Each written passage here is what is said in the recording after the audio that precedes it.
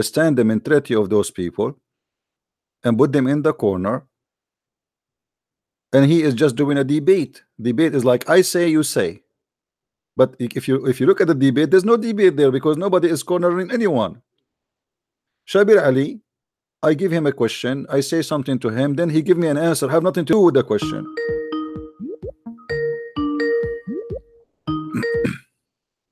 Hello? Hello, is this Christian Prince? Yes, my friend. Hello, Christian Prince. This is Brother Yakub. You must have seen my video Hey, when I my brother. I wanted to say thank you for what you do. You are a great warrior, my friend. I'm proud of you. Oh, Christian Prince. First of all, so that you can get to your Muslim callers, I would first of all like to say that you actually prevented me from becoming a Muslim. I was about to marry a Muslima, and then I watched your show by chance, and then I came into repentance and I became born again. So since then, I've been an evangelist. And I heard one of your shows, and you said we Christians should be doing more. And that's why I felt compelled to, challenge these liars, these hypocrites. And you're very certain with one thing you said: we need to rebuke these Muslims. They are doing the work of the devil. And our Christian brothers online, we should not play this pacifist role. That is not what John the Baptist did. He called the Sadducees the Herodians and the Pharisees. He mentioned to them, you vipers. Jesus rebuked people when they were selling outside the temple, the synagogues. So yes, as Christians, we're allowed to rebuke in the name of the Lord, but we need to do it with love. But I'd like to thank you once more, and the brother that was on, I think is Sam Shamoon. You guys have done a lot of important work that is beyond your understanding. You influence in communities worldwide. Furthermore, that actual show that you call Shamsi to be revealed and Muhammad Hijab has had a ripple effect. They are being seen to be liars, cowards, and it can only work for the benefit of the Lord's army. Amen to that. I mean, my brother, I'm so happy. I like to hear from you that I was able to help you, but I don't think it's not me who help you. I think it's the Lord who put me in your way somehow. The Lord, He used us. He put me in your way, and you stop by, and that's changed your life. But it's not me, it's the Lord. May the Lord bless you and bless your work and your family. But there is something I like about you. I like Christians who they fight with confidence.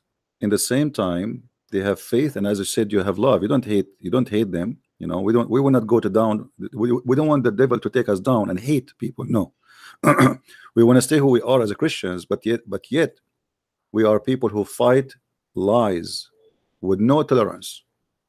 The tolerance here is not about being aggressive to do violence. No, we will not be tolerant with lies, which means if somebody is lying, you stand and you say you are a liar. Otherwise, you are no Christian. A Christian who tolerates lies, he is no Christian. A tolerance should not be exist in our dictionary. Yeah. So we need to stand and we need to say the truth, and we need not to be ashamed of saying the truth, even if the truth these days maybe it might be maybe a crime. I mean, wasn't it the truth a crime in the time of the apostle of Jesus? Didn't they kill them all because they were doing a crime, which is preaching Jesus? It's a crime. Imagine. So they did sacrifice their life, and their time they were accused to be criminals. For what? For preaching the Messiah. So this is how Christianity started from the beginning. Jesus himself was in the cross, for he was accused to be a criminal. What is the crime he did? Because he said, I am the Messiah. As simple as that. So he told the truth, and that's what he paid the price for. He said, I am the Messiah. Martyr Stephen. I am the Alpha, I am the Omega, I am the last, I am the first, I am the truth. The Jews, they were saying to themselves, what? He's saying, how you can forgive sin? He said, which one is easier for you, to forgive sin to this person, or to say to him, carry your bed and run and walk? So either you are a person who have the personality of the Messiah, so you can be considered his followers, or you are a coward and you don't belong to him. The Lord, he said, the one who deny me, I will deny him. And how you deny him? You deny him by seeing something wrong and you do nothing about it. It's not necessarily an action, it is you don't stand against the false teaching. That's mean you are part of it. Precisely. And we need to stand up to this false doctrine, which is Antichrist. And a lot of people are not standing up. A lot of our Christians have become lukewarm. We become novel Christians. We don't really look at our scripture. We don't rebuke evil. We say, oh, you can change at your own. No, that is handsy-pansy. This is a new... Jesus was not a guy that held hands with people and was strolling down the street. He wasn't a hippie. Jesus was a very firm man. John the Baptist, the greatest of all men, according to our scriptures, he was screaming in the wilderness. What was he screaming? Repent. So this is the kind of fervor we Christians need to bring out. You bring it out in a different way. You have a gift, which is in Romans. It talks about the gift of exhortation. You understand where the Muslims are coming from because of your academic principle, and you deliver it to them using their own and challenge them on their falsehoods and lies and expose them, and you're strong and firm. And they are forced to deal with their lies and iniquities. So yes, I like your approach. I don't say I would admire it because I don't need to, because I know it's a gift from the Lord, and it's the Lord that we give the glory to. But that inspiration is what a lot of Christians need to take on. And they need to stop belittling Christians that are aggressive, because we need this aggression. The Muslims are taking us for idiots. That is the fact. If you don't believe, listen to the Christian Prince show. You see a lot of Muslims taking a mockery. They have mocking spirit. It doesn't mean that they have a ghost around them. It means that they have a spirit of mocking, that they sense that they can, oh, you know, this is a Christian, I won't take him seriously, and I can demean him anyhow. But you don't allow that nonsense to go on your show, and you've inspired a lot of evangelists. I've told the guys in our Speaker's Corner and elsewhere that you have to do polemics with Muslims. Stop being apologetics. Stop answering biblical questions like, why did Jesus go to toilet? Because they don't want to hear rational. We should be asking them directly, why is your prophet reading a Quran between a woman, an underage girl, when she's having a time of the month? These are the things we should be challenging them. Put them to shame, not let them demean the scripture. And this is the stuff I've learned from watching your show, and I've tailored it to a Western perspective to hopefully get other Christians to come on board, be bold, stand up with the banner of Christ and defend our Lord and Savior, because these men doing the dawah like Shamsi, they're leading men to eternal destruction. They are false prophets, and we shouldn't cater for that false prophecies that they deal with. And thank you very much, Christian Prince. I learned so much. Download a lot of hadith. I share them with other Christians. I say, stick to simple things. We're learning. And I hope that you have gained good knowledge from our conversation as well. Thank you, my friend. God bless you, and I really appreciate your work. And please invite more of your friends to join us, and maybe we can get more of you and more of me. You know what I mean? Yes, Soko Films have been brilliant to allow me. I'm not actually with Soko Films. I'm in independent. I work with Idoma Lion.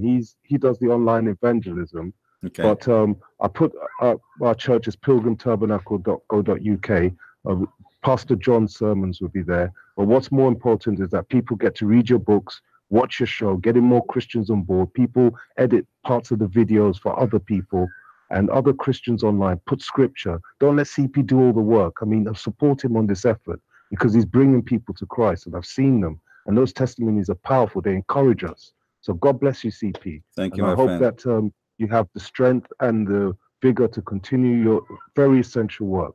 Amen to that. I want to tell you something before you go, my friend, before you go, my brother. Yes. You see, when you said to me that you changed the way or what you were going to do because you heard me, I want to say the same to you. You don't know how many people they heard you and you changed them too. You see how amazing it is? Like, you just told me that I never heard of it before. This is the first time I hear it from you. We don't talk usually. I mean, like maybe you call me twice, maybe. I don't know. It's the first time. Yeah. This is the first time calling, but I call first time. Okay. So you said you should consider the same. That how many people you yourself, because of what you do, you were able to help. You do not know. We do not know. You see, we say what we say, and then we go to sleep. We think we are done. We are not done. There is somebody is going to have an impact. Somebody was going to convert to Islam. He see the truth, he leave, he said this is garbage, this cannot be from God. There's many people they change their mind. There's many people they think wrongly about this cult, and they think it's a good religion or good belief. So you do not know what the impact you do in the world, for that is not in your hand to know. It is in the heart of people who listen to you, and you were able to help them. So thank you, my friend, for what you do. And I encourage everybody, if you have a YouTube channel, please don't forget to post it in the I don't know if you have one to post it in. I have the Idoma Line channel, and this is the funny thing. I'm from an Idu tribesman. I am in Chinu clan. I'll give you this little brief so the audience. When I became a young man, 11, I had to hunt a lion to become a man. So when Shamsi called himself a lion, I found it an insult because I have a crown made of a lion's mane to enter manhood. We're warriors in my tradition. We stopped the biggest jihad in East Africa and the Sokoto Caliphate, and we have our own color scheme. We've always been fighting Muslims for a very, very long time. But I saw my ancestors went on the battlefield. That's not the way. There must be another way. And I think the way is the word, because the word of God is the sword of the spirit. So Shamsi called himself a lion, but he ran from a real lion. And this is what we all need. There's a saying by St. Augustine: truth is like a lion. Set it free, it will defend itself. We just need to stick to the truth. That is the true spirit of a lion, the truth. And we all know that our Lord Christ is a Lion of Judah. God bless you, CP. Wonderful. Before you go, you see, remember something about the lion. He said that I am debating him. I challenge him to debate when he's asleep. That's a lie, because I made the video and I'm sure you saw it. I said, name your day and name your time. Correct? I said, yeah, I said, name your day and name your time. Not only that, I posted in his page in YouTube. So how he claimed a liar that I am debating him when he's asleep. Same time, 3:30 p.m. is not when he is asleep. This is 8:30 in UK, correct? Correct. So what do you mean asleep? He was just lying. Yeah. We shouldn't even pay attention. If you look at the comments on Soko films, people have caught up to that they are liars. It's like Muhammad Hijab. I'll challenge them. I'll continue challenging them. Every Sunday I'll look and hunt them down and say that this is a CP was asked and requested. Why are you guys cowards? I'll say that because they can't intimidate me. They can't have their dancing boys all around. That's not going to work. And all of them, they want to debate about one thing. All of them, they want to debate about one thing: the Trinity. The Trinity. The Trinity. As if it is everything is about the Trinity. You know, I want to give you an idea. I don't know if you heard me before speaking about this. If somebody believes there's 1,000 God, and we discover later that there is 1,000 God, well, he's a winner. You know what I mean?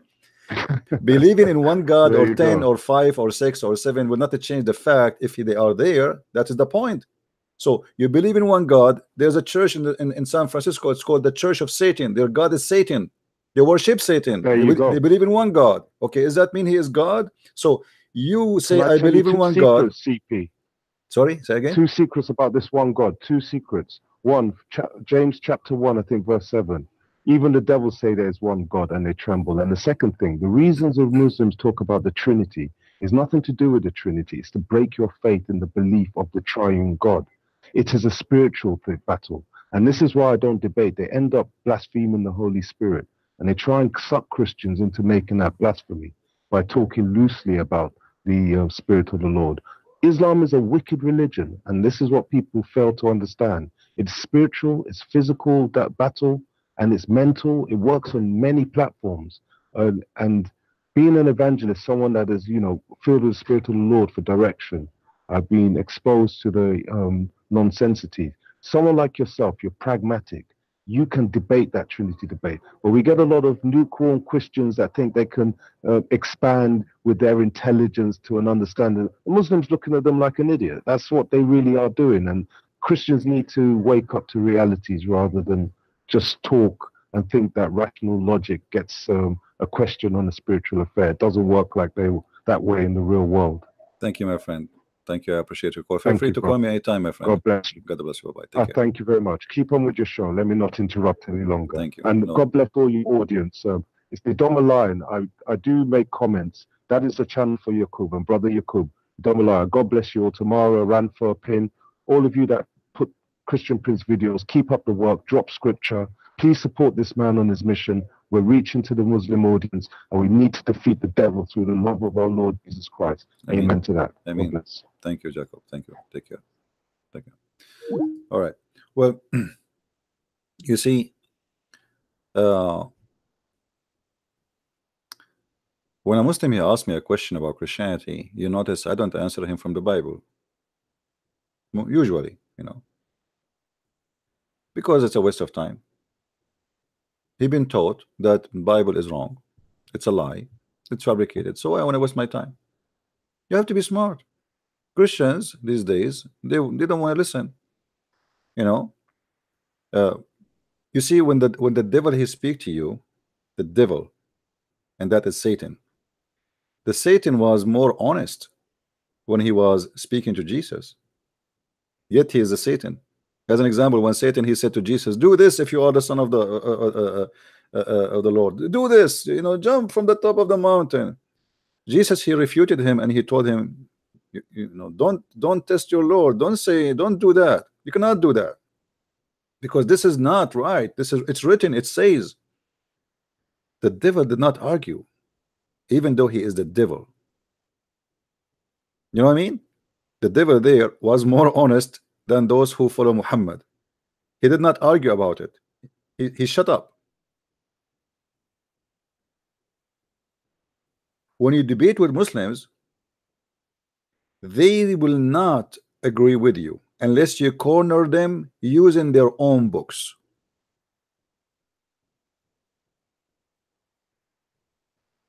Are you getting my point?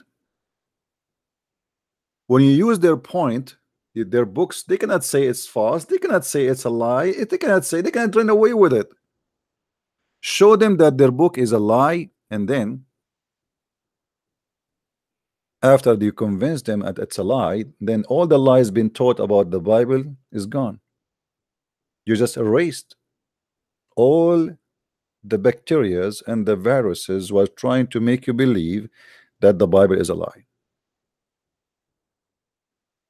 Islam for HD, you can call him, no problem. Call me, my friend, a Muslim person. You are welcome. The Muslim gentleman who wanna call, no problem, please call. So we as a Christians, we should learn that debating with Muslims should have certain direction. Is different from debating somebody is an atheist or somebody is a Hindu or Buddha. It's totally different. This person he been taught a lot of lies about your book. As an example, when I was in high school long time ago, I was like a kid, a Muslim student with me in the class. He's a nice person, he's not a bad person. He came to me, he said, "I want to ask you a question, but really I want you to promise me you will not do any harm to me." And the reason he's saying that, when I was a kid, I was not really, I was like kind of aggressive. It's not like I can jump into a fight in 2 seconds. So, you promise me you will not do anything? I said, what do you want to tell me? He said, no, promise me first, promise me. So at the end I said, okay, promise you. What? Tell me. He said to me, the teacher, the Islamic teacher, he said that you Christians, when you get married, the priest, he have to sleep with your wife first. You believe it? Do you believe it how they lie? They are teaching Muslims, young youth, that we Christians, when we get married, the priest have to sleep with our wife first before she go home. You ask yourself, why the Muslim sheikh? This guy is a sheikh, he's a religious, he's not a street boy. This is a teacher, official cleric. He's an imam. Why he's making such a lie? This is exactly what Muhammad did. He wanted the Muslims to hate us and to believe that we are pure evil people. So it doesn't matter what you try to do. You are najis, you are filthy, you are disgusting, you are the worst of the creatures. This is what the Quran describes us. So they fabricate more and more lies, as Muhammad he did against us, in order to increase the hate against us. So when you speak to a Muslim, you have to understand the mentality of this person, what he think about you. You might think that he is a person who believe that you are just a person who believe in God like him, but you are wrong. No, they've been taught that we are the disgusting people, we are the enemy of Allah, we are the worst of the creatures. Allah he hate us, we are not even equal to animals.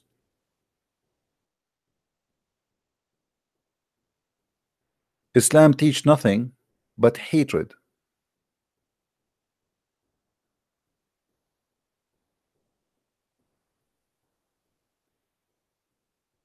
And I am here to arm you with knowledge so you can fight this stupid cult. Islam is the most stupid cult ever. Very easy to fight. But you have to be smart. You have to be vigilant. You have to be confident. You have to be faithful. And you have to earn knowledge. It's not one thing. You see, when you go to imagine you have an exam, and then you decide to go to the exam and you take the book with you, which you will do the exam with, but you never open the book. That is silly and that's stupid. You never study the book. What the Christians they do, they want to fight Islam without knowing the weakness and the stupidity in Islamic books, which will disarm you from all the opportunity to destroy it. Because you think, okay, I will say to him, in the name of the Father, the Son, the Holy Spirit. That's it. The guy is defeated. That's it. It's like watching a movie, you know, and full of fictions. Jesus himself, he was speaking with argument, speaking with logic. He was debating the Jews. He did not say to them, okay, I will destroy you. He is the Messiah himself. He can delete them from the earth. Imagine the Messiah himself. He was speaking their logic. He was quoting for them from the book they believe in. He was not just lecturing and says, okay, I am the Messiah, love your enemy, be good to others. The one who asks you your coat, give him your dress, give him your coat, give him your dress. He was debating with them, literally. So in order to debate somebody, you have to learn about his belief. Otherwise, you are just fooling yourself. And this is what happened when the Christians used to debate Didat. You notice that Didat, he quote for them the Bible, but the Christian don't quote for him the Quran. Do you remember, guys? How many of you watched before a Didat debate? Didat always quote the Bible. You will see here there's a weakness. There's a weakness when Didat was debating the Christians. The Christians, they have no idea what Islam is about. So it was one way, one direction debate. The Muslim, he throw rocks at Christianity. The Christians cannot throw rocks at Islam because they know nothing. They do not even know what Islam is about. What the Christian would do, you say that Jesus is God in the book, etc. It says, etc. How you answer? So what the Christian go and he quote the verse from him and try to explain. So it's one-sided debate. It's just a Muslim making mockery of Christianity, and the Christian cannot respond. Not even single person of those debaters took the time to read the stupidity about the cult of Islam before he debate the guy he want to debate him. I mean, how in the world you want to debate somebody about your belief, but you do not know his belief? Guys, do you know what I'm saying? It's like I want to fight cancer without studying cancer. I want to fight the devil, but I do not know what is a devil. I want to fight wrong, but I do not know what is wrong.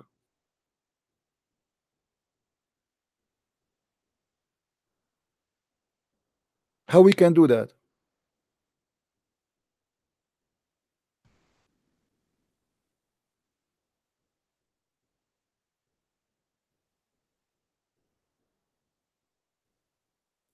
This is why the only one who was he was able to debate Didat the right way, it was Anish Sharoush. This is why Didat he ran away from the second debate. He scheduled 2 debates. He attended the first one, the second one he get away. Didat don't speak Arabic. He quote Arabic like Zakir Naik, but his Arabic is stupid, is far away from Arabic. Anish Sharoush is an Arab. Arabic is his first language. One-time deal. That's it. Didat is history. It was a mistake of Didat to do that.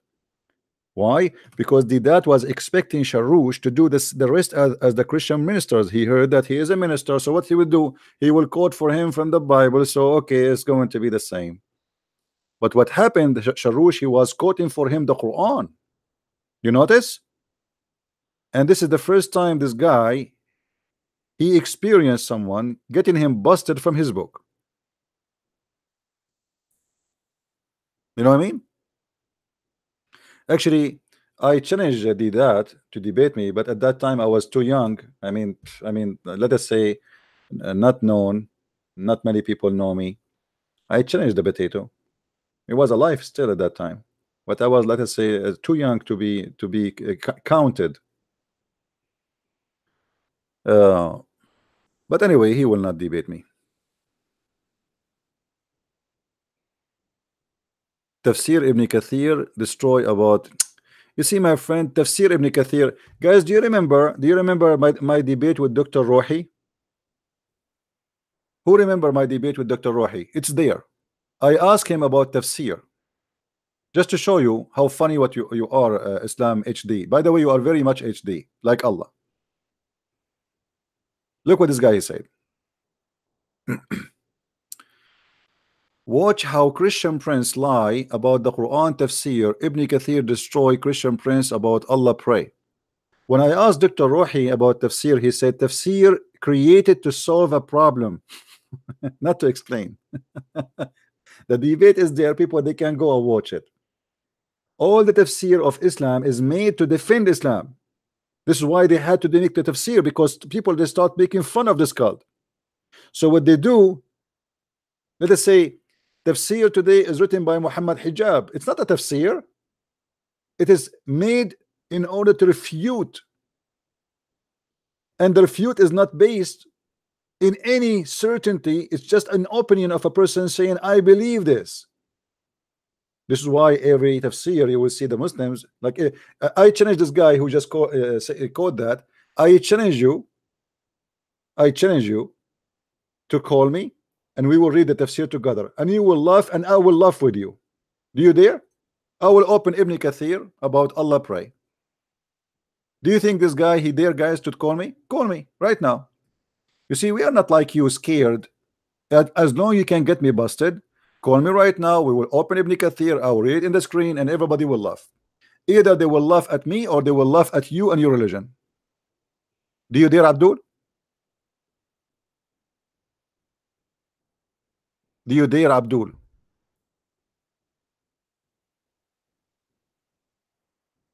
Hello?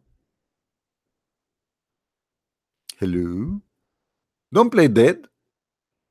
You see, the second you challenge them to get them busted, they play dead. Here we go. Now he will sleep in his side, and he will act like a fox, and he will stop moving his tail, and he will not call me. Call me.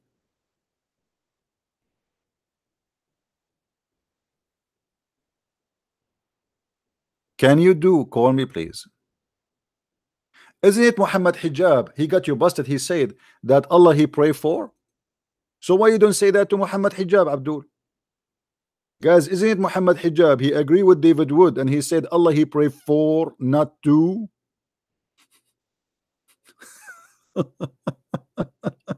He pray for, not to. I suppose this is like he's being smart. Like he fix it.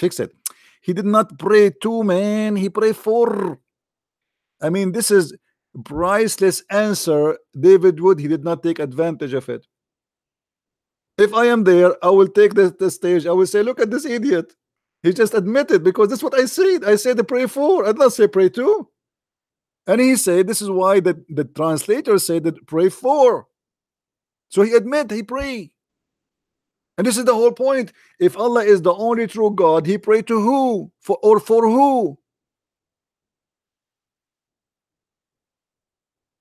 So what about you take Ibn Kathir and give it to your brother Hijab nurse Ali Dawa, and tell him, brother, how you say Allah pray for when Ibn Kathir says not to pray for, brother? Do you want to get your brother busted?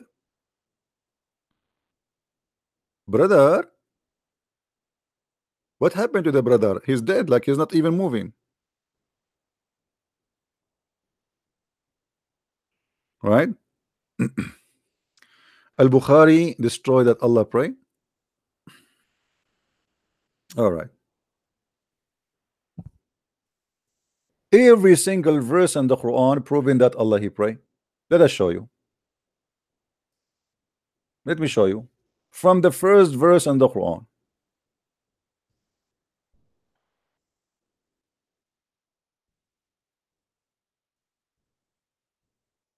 I will make everybody laugh at you. Here we go. Chapter 1 in the Quran. Muslim translation, not my translation. Read and laugh, my friend. In the name of Allah, the most gracious, most merciful. Praise be to Allah. Who's talking, my friend? Can you tell me who's talking? Abdul? Is that true that the one is talking is Allah? How Allah he say in the name of Allah, praise be to Allah? Hello? Hello? Every single chapter in the Quran is full of poo-poo. How Allah he don't pray, but he say in the name of Allah, Allah, Allah, Allah. By the way, Muslims, when programs, chat programs started, they start using they were number one buying software to do echo. They love echo. So like they read Quran like in the name of Allah, Allah, Allah, the most gracious, gracious, gracious, most merciful, merciful. They are possessed with this. It's like you are in the cave. Go to the bathroom. What is stupid religion? Every single Muslim room you go to you see the same. In the name of Allah, Allah, Allah, Allah. What a stupid people. They worship the echo. Brother, sister. Anyone here? I am a genie. Stupid religion. In the name of Allah, the most gracious, most merciful. Just to show you that this cannot be God. If Allah is the one speaking here, says already the most gracious, most merciful, why he's repeating the same thing? Most gracious, most merciful. What is that? Are you out of words? You just said that already here. I mean, the holy chapter is 7 verses, short verses, and you are repeating yourself again. Didn't you say that here? Why you are saying it here again? It's an echo. The most gracious, merciful. So we have to repeat it, because Allah he got to repeat. Are you there?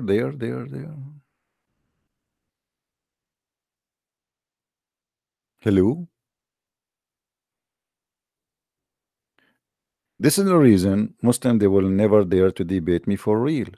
Those who claim to have knowledge, because they try to make mockery of the nice Christian like David Wood, but they cannot make mockery of me. I will make you the joke of the town, and I will make your prophet the bike of the town, and everybody will take a ride with echo, and a free insurance. What is the insurance to go to heaven in Islam? There's no insurance. Do you believe it? Even Muhammad, he says, I don't guarantee.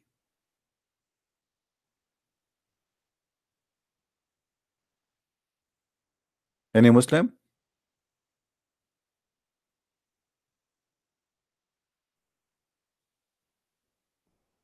Hello? I love you. Muslims, I love you, brother. Brother and sister, I want to convert to Islam, brother, but I have a question, brother, about going to heaven, brother. Brother, is it true that, brother, that Allah will make my private part, brother, English, brother? Yes, brother, this is true.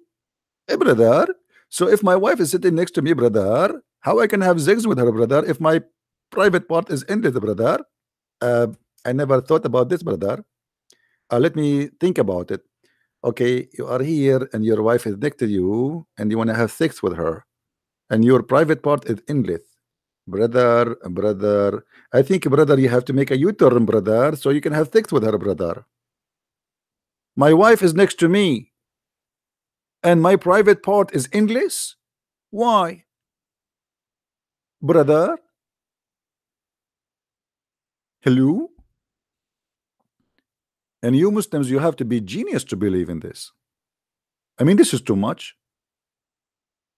Should I send my wife to galaxy number 11? Hey, my wife, do you see my wife, because the voice is going over the galaxy, to where Allah He lived, the merciful. My wife, do you see the end of my private part is coming to your direction?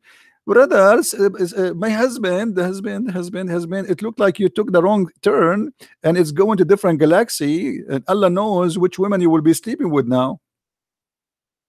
What a stupid religion. Oh, please don't say low IQ, Abdul. Don't ever offend a Muslim by saying low IQ. In order to have low IQ, you have to have IQ first. Please correct yourself. How in the world a brain, if you have a brain, how you believe in this?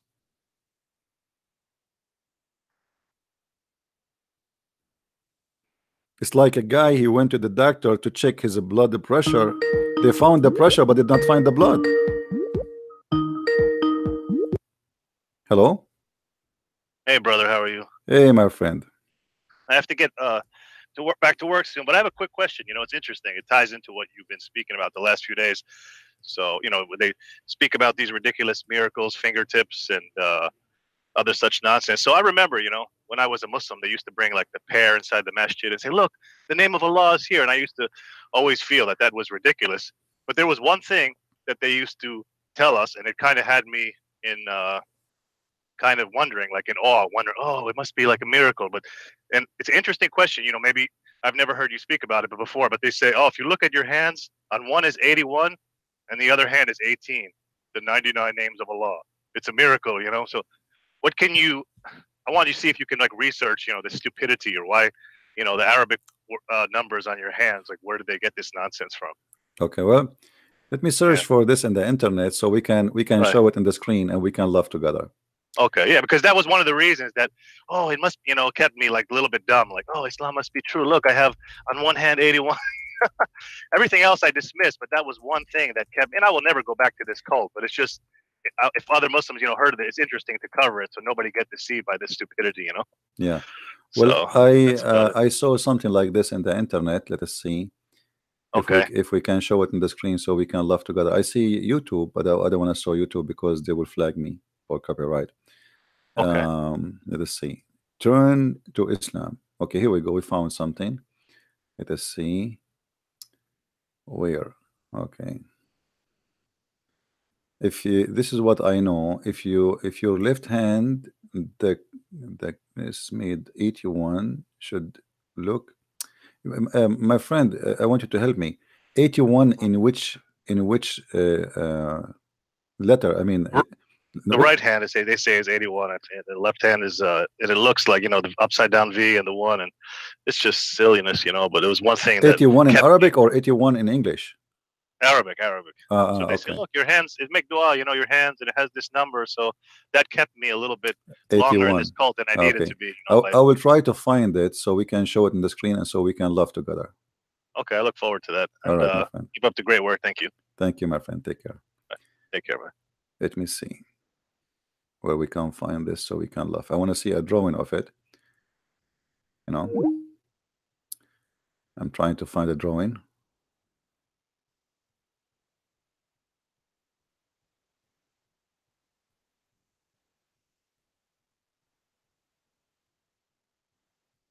Okay, you know, if there is somebody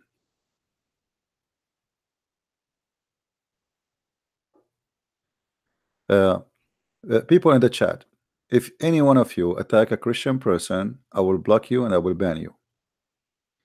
If you make a mockery of a Christian because he is a Orthodox, I will block you. If you make a mockery because of somebody is a Catholic, I will block you and don't come to me again.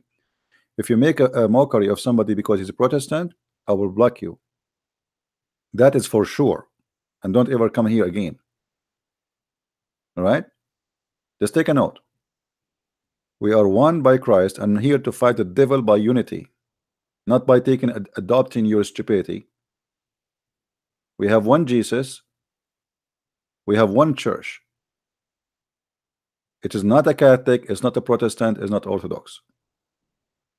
It is the Church of Christ.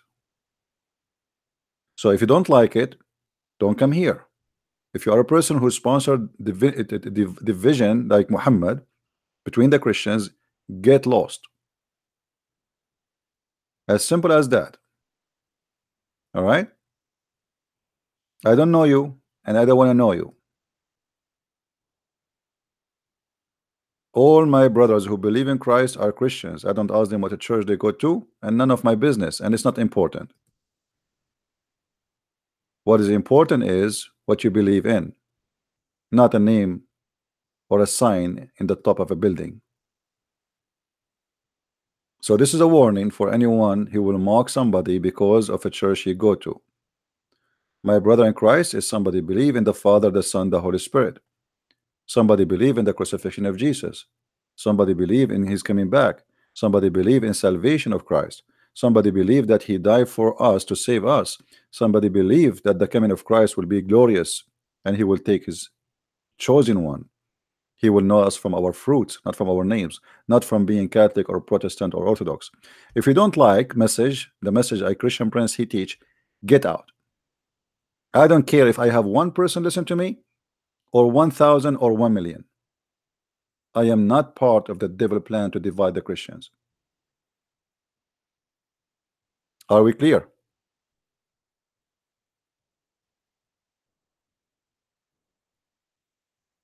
So don't force me to block you.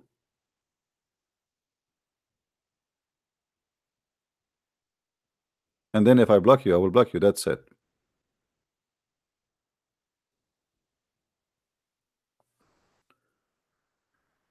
All right.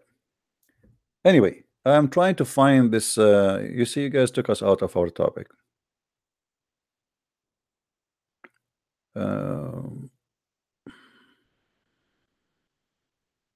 The devil always try to disturb us, don't he? I could not find one Muslim website have a drawing for it. I see like pictures, but I see that I want to see the details so we can laugh together.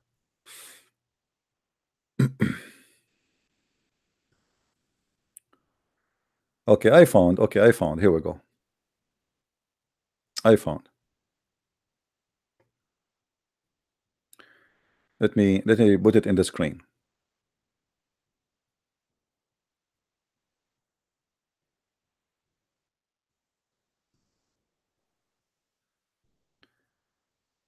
Hmm.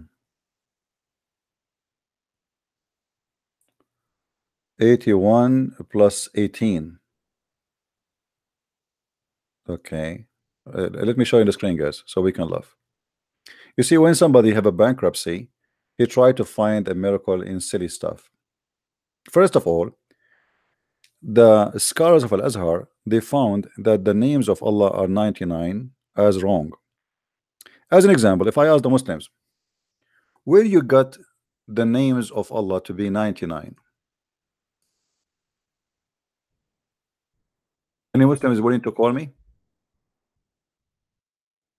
Where is mentioned? How you can be sure there are 99?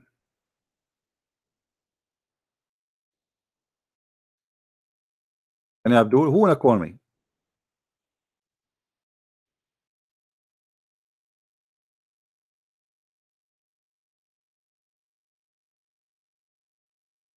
Who is a Muslim wanna call me? Because I want to show you something very funny and very stupid. Any Muslim? Hello? You see, the Muslims, they have a hadith in Sahih al-Bukhari saying that Allah have 99 names. And because of that, they consider that they are 99. But if we go and check the names in the Quran, we will find that those cannot be the name of Allah. For a very simple reason. Many of them, it cannot be have to do anything with God. It's an insult to God. But however, as long Muhammad he said that. If you go to At-Tirmidhi, you will find, let me see if I can find you the hadith.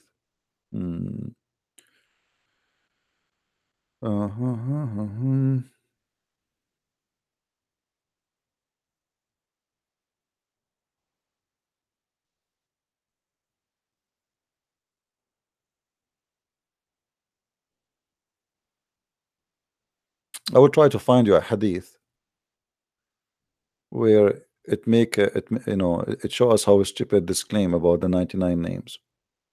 However, you remind me of something I said before. I was in a visit in the Middle East, and I found a Muslim sitting in the front of there is a castle, like historian castle. So he have a rosary in his hand, and I said to him, "Why the rosary? How many stones you have in the rosary?" He said 33. He said 33. I said, "Yeah." He said, and he showed me. You know, I know, and I'm asking the question just to go into conversation. And he held the rosary in his hand, and he said, "This is the 3 stones, and then there's 30 in the circle." I said, "That's wonderful." Jesus, he lived on earth 33 years. The Trinity is a 3.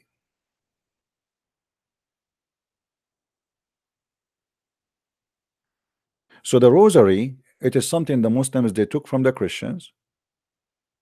They adopt, they put it in as part of their religion, but they do not know what it is about.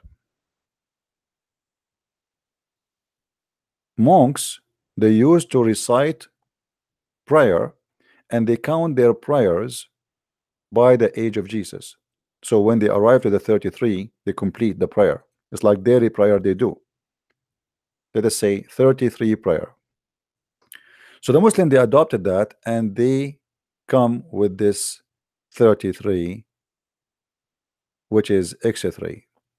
33 is the age of Jesus. 3 is the Trinity, the Father, the Son, the Holy Spirit. The total is 99.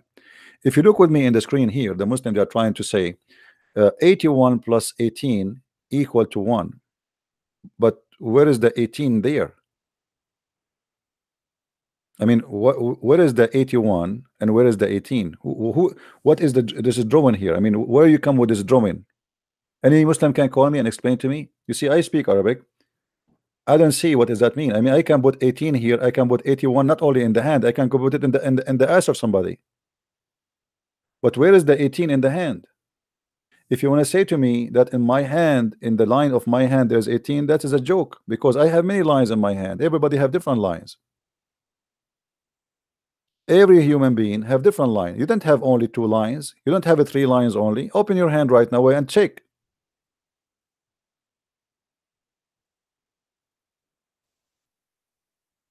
I wish I can put my hand in the camera, like my right hand.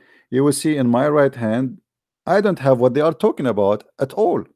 So they decide to take lines only they like, and they put it there and say, okay, we have 18, we have 81, this is 99. By the way, Muslims, why Muhammad did not say to us that? Was Muhammad not knowledgeable about this amazing miracle? They are desperate trying to find a miracle in the hand. About what? About the name of Allah.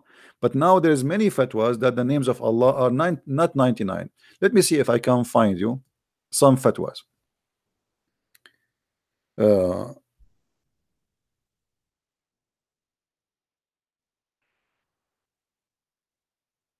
Let us see.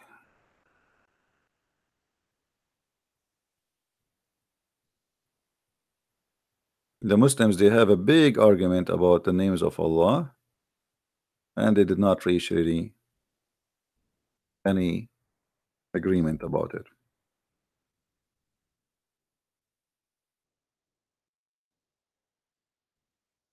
Actually, the first one who made a challenge to the Muslims about that, I have to admit, it was a person, his name is Father Zakaria. He made a study, he made a research, and he come with the conclusion that the names of 99 are not found and they are not exist. And then the Muslim, they start responding, and they decide that there is some names are not truly part of the names of Allah. Let me see.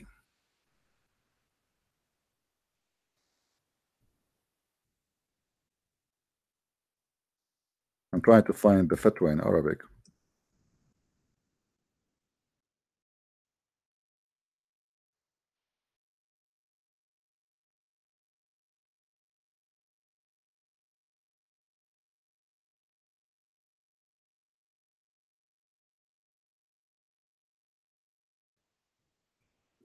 All right, I think we found something. Let's see. Maybe this is the one.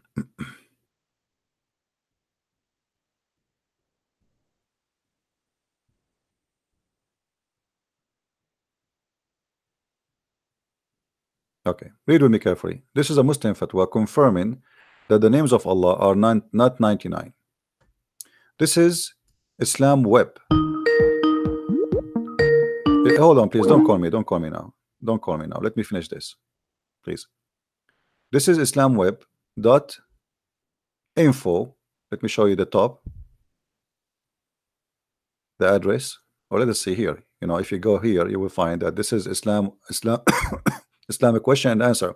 I think you can find the same, because this website, they translate the same article into English, but you need to find it. The title of the article is the names of Allah 99 names only, or it is more? Look at the answer. They said that reported in Sahih Bukhari that the names of Allah is 99 except one, 100 except one. And then they continue. Many scholars they took. My friend, don't call me, please. Now don't call me. Let me finish this, please. Wait, hold your horses.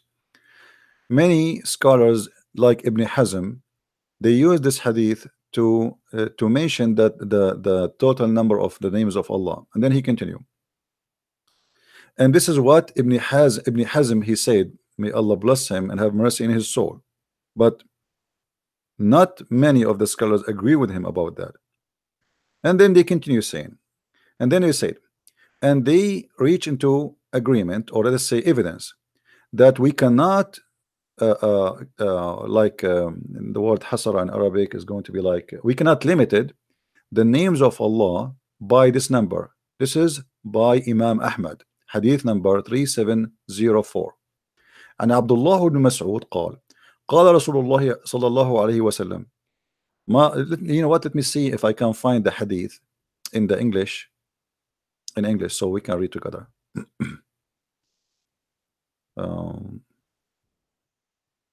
And this is Sahih hadith.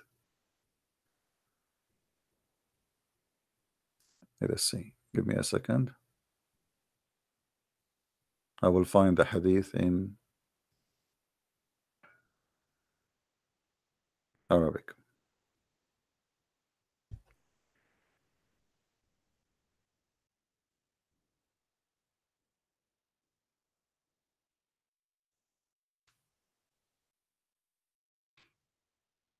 Okay. You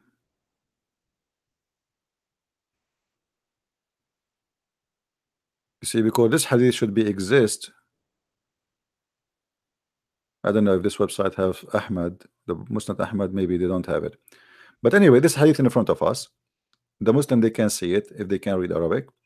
And this is the hadith they are using as a proof that Allah names are not 99s and they cannot be limited to that number.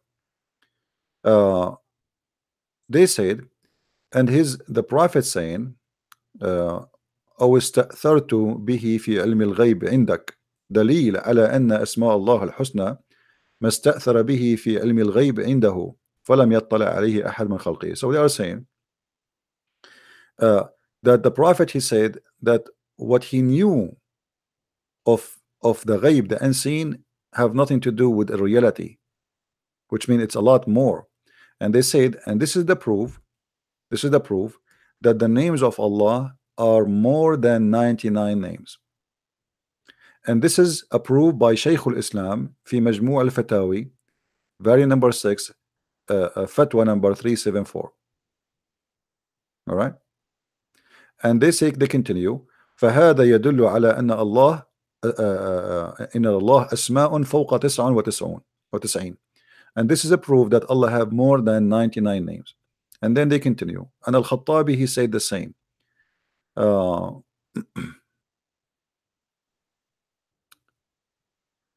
Let us see. They say that the hadith says that Allah has 99 names, and whoever count it, he go to heaven. And they say, but as if you are saying, I am a person who have 1,000 dirham, or like let's say a dollar. I counted it, and if it is more, I count it as a charity, and if it's more, it is more charity. And he say, continue here, Wallahu fil Quran qala wallahi al-asma al-husna fad'u bihi. And the Quran confirm that all the good names belong to Allah, which means it's not limited. Any good names is belong to Allah. And then he said, and he did not say that it is not his names are the good names except 99 names. So they are confirming that whoever believe that Allah has 99 names, he's wrong.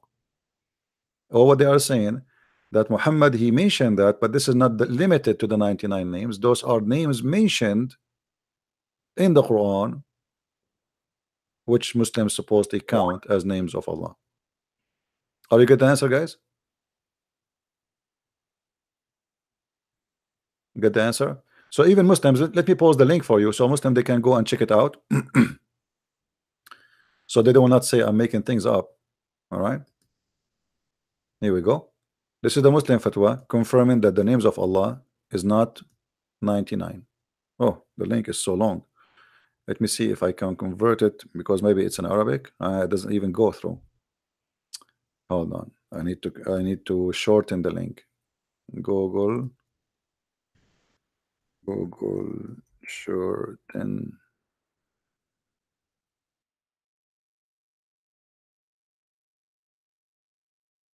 Okay, let's see. Let us do it in Google. Always when you have a link, have Arabic. Okay, here we go. Let us see if this will work. Is the link coming, guys? Is the link coming? Do you see it? Well, liar. Let us see who's the liar. This is your Islamic fatwa, not mine. I always Muslim get you busted. This is your Muslim fatwas. This is your scholars. Imam Ahmad is the one saying that, not me. Open it and read and laugh at yourself. Another false miracle got busted. Any Abdul? Let me post it again. And I change any Muslim to call me. He speak Arabic, and he say it doesn't say so. Any Muslim here? Who is a Muslim would like to call?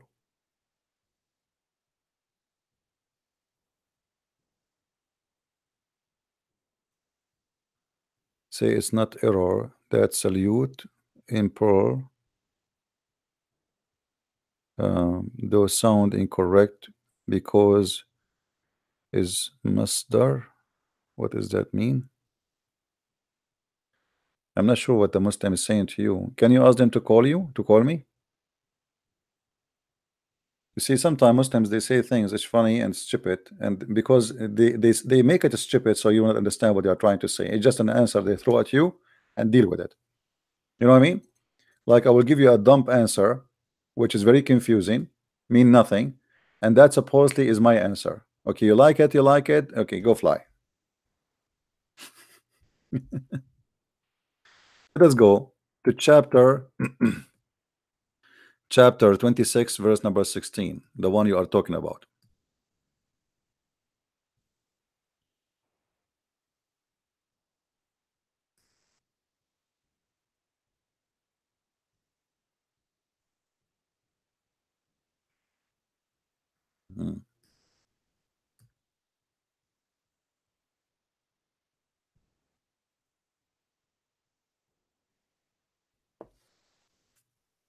You see, I'm reading your text. I don't understand what your text have to do with the verse. I mean, what does that mean?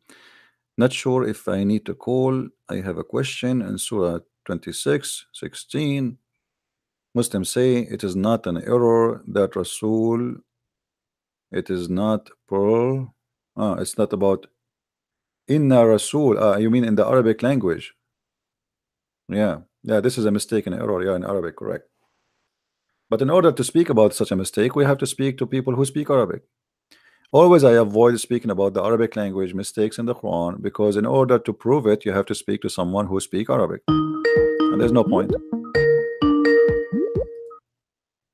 Hello? Hello? Hello. Yes, my friend, go ahead. Hi. I have a question. I was the one who posted the question, which sounds funny. The Muslim tells me in Quran 26:16 that the word for messenger can be single or plural. It doesn't matter, but they don't explain what that means, and I don't understand why it can be singular if it's required to be plural in verse 16. Can you explain? Because you speak Arabic. Well, you know, the verse simply is not a singular verse. Simply, it is a plural name. And at the same time, when somebody says inna, I never heard of such a statement actually before from anyone speaking in such a way in Arabic. You cannot find one Arabic person saying inna, like inna as a one person. That's impossible. So they try always to explain a mistake by saying it can be in the Arabic language. It can be okay, but the truth is, mostly, or most of Muslims, they try to explain it. They say that it is not really inna. It was an error in this in the writing. It was inni. You know, inni makes sense. Inni Rasul Rabbul Alameen. I am, you know, I am the messenger of Allah, or the messenger of the word. But the Muslim, in order to explain it, they say, okay, well, we can use it, but they cannot show us where we can use it. Show me an example where it says before by anyone that a person, he can say inna when he is speaking about a singular person. Can the Muslim who said to you show you an example? Because if we can see an example, that means it's true. You know what I mean? Yeah, they use the funny word masdar, and I don't know what that means. Masdar is the source, but what does it have to do? Inna is a word by itself. Inna is a word by itself. What masdar? It's coming from I am, you know. So I am, when you say I am for a person, you say I am. In English, you say we, right? Yes. This is we. This is not even two. This is we. So who are they we? That will be the question, right? So if it is one person speaking, then that is a mistake. But if it is more than two, you see, it's not. It cannot be even for two, because in Arabic, there is a word for two, like both of us, the same as in English. In English, there is they, there's both, and there is one, he or she, right? Arabic is the same. So we have a word for both. We have a word for one individual, and we have a word for more than two. Two and more, we have a word for it. Two, we have a word for it, and one, we have a word for it. So here, if it's speaking about two, then why he is saying we if it is only two? You know? Yeah. Okay. Well, what about the messenger? In many translations, the Muslims, they trick us and they say messengers, but it's in Arabic it only says one messenger. So what are they doing there? Are they trying to trick us because they're lying? You know. Well, you know, put yourself in their shoes, and they are trying to defend. And in order to defend, they have to speak, to play the game of Arabic. You don't know Arabic. That's the easiest way to get away from anything. You say you don't speak Arabic, and because you don't speak Arabic, you know. But most of them, they don't speak Arabic either. Even their imams necessarily knows Arabic, and they parrot what their imam says, but they don't even understand what their words mean. Yeah. You see, when I want to speak about me and others, then I have to say, I cannot say inna. This is period. And the proof of that, I want the Muslim to show me one proof in Arabic. We have millions of Arabic books, correct? Yes. Okay, the same as in English. So if you say to me, there is a way to say such a thing, well, show me where you can. Who is the one who used that thing before? Nobody. Out of millions of books speaking, let's say English, suddenly somebody says you can say she to he. Okay, show me. If this is possible, then it's possible. That means it have to appear in different place, but it appear only here. And then you says to me it's possible in Arabic to do that. Then how you learn it's possible? You know what I mean? Yeah. Because we learn about what is possible and what is not based on experience, based on the language, based on practice, not based on making an opinion and we throw it in the wind. How you prove that it is possible? You know, you need to remember that the Muslim, the grammar in Arabic is made to match with the Quran. Okay, it made to match with the Quran, not the Quran, not the, like it's not a grammar for the Arabic really. It is a grammar made to fit with the Quran. Like the Quran is a box, and we want to make the Arabic fit in that box. It's not the opposite, because the Muslim, they treat the Quran as a holy Arabic, and Arabic is not holy. It is the Quran holy Arabic. You know what I mean? Yeah. So in order to make the Arabic fit with the Quran, we have to make it fit what is holy, not fixing the Quran to make it fit with the real Arabic. So if the Quran is speak strange Arabic, then it's then they try to say it's like as an example. I remember, and I told this story many times before. A teacher, I wrote a word in the wrong way, and the Arabic teacher, he started making mockery of me. He says to me, "You are a donkey, you are stupid. How dare you to write it this way? How stupid are you?" And after making mockery of me for long, you know, like he loved it because he hate me. After he did that, and then he said, "What? You are not even upset after all what I said to you, all the names I called you?" He looked at me. I'm smiling. So he looked at me like, "What? You don't even have a feeling? You don't have emotion after all what I said to you?" I said, "Sir, this is how it is in the Quran written." The second I said that, he started saying totally the opposite. Absolutely, like he was shocked. Yes, this is the right way. Actually, I was just trying to see who of you will notice that he wrote it in the right way. I was trying to see even the ring of the bell ring, and we have to go home. You know, we're kids. We have to go home, and it was the last class in the day, so we are done. The teacher, imagine how much he's scared. He closed the door. He said, "Nobody leave, nobody leave," because he have to explain. Otherwise, he was scared. The kids will go home and they will tell their family that our teacher said to a student that the one who write the way it is in the Quran, he's a donkey. You know what I mean? So suddenly all the grammar in Arabic, all what he was saying about wrong in a grammar, he told me a kid will not do this mistake. A stupid kid will not do that. Somebody is in the 5th grade will not do a mistake like this. How you write it this way? He was humiliating me, calling me names, etc. But the same second I said to him that this is how it's in the Quran, he switched upside down, and then at the end he says, "Give him a hand, give him a hand. He got it right. He is the only." Like, thank you, you know. And he was terrified like hell. So this is how it is. They try always to make it match with the Quran, even if it's wrong. Yeah. Okay, that helps explain. And you Thank know, you very much. and you know, I have like when you speak to a Muslim about something, show him, give me an example. Give me an example where you can use the word like this. Maybe it's true. Can you show me? You know what I mean? Yeah. Because if he cannot show you, it means it's not exist in the Arabic language like this. As simple as that. If I say to you, people before they use such a language in English, I have to show it. This means it exists. As long as you are saying in Arabic you can do that, well, that's mean that's mean you can do that. Based on what you decide you can do that. Based on this only. Based on this verse, you decide that you can do that in Arabic, or because in Arabic before people they say that. Well, before I didn't even know that single words can be plural and plural words can be single, because normally in language they must match. But Muslims, they say, oh, well, suddenly it doesn't matter. But then where does this come from? Who decides that it doesn't matter? Who says? And they can't show you from any grammar book. They just say, well, my teacher said, but your teacher don't even speak Arabic. So.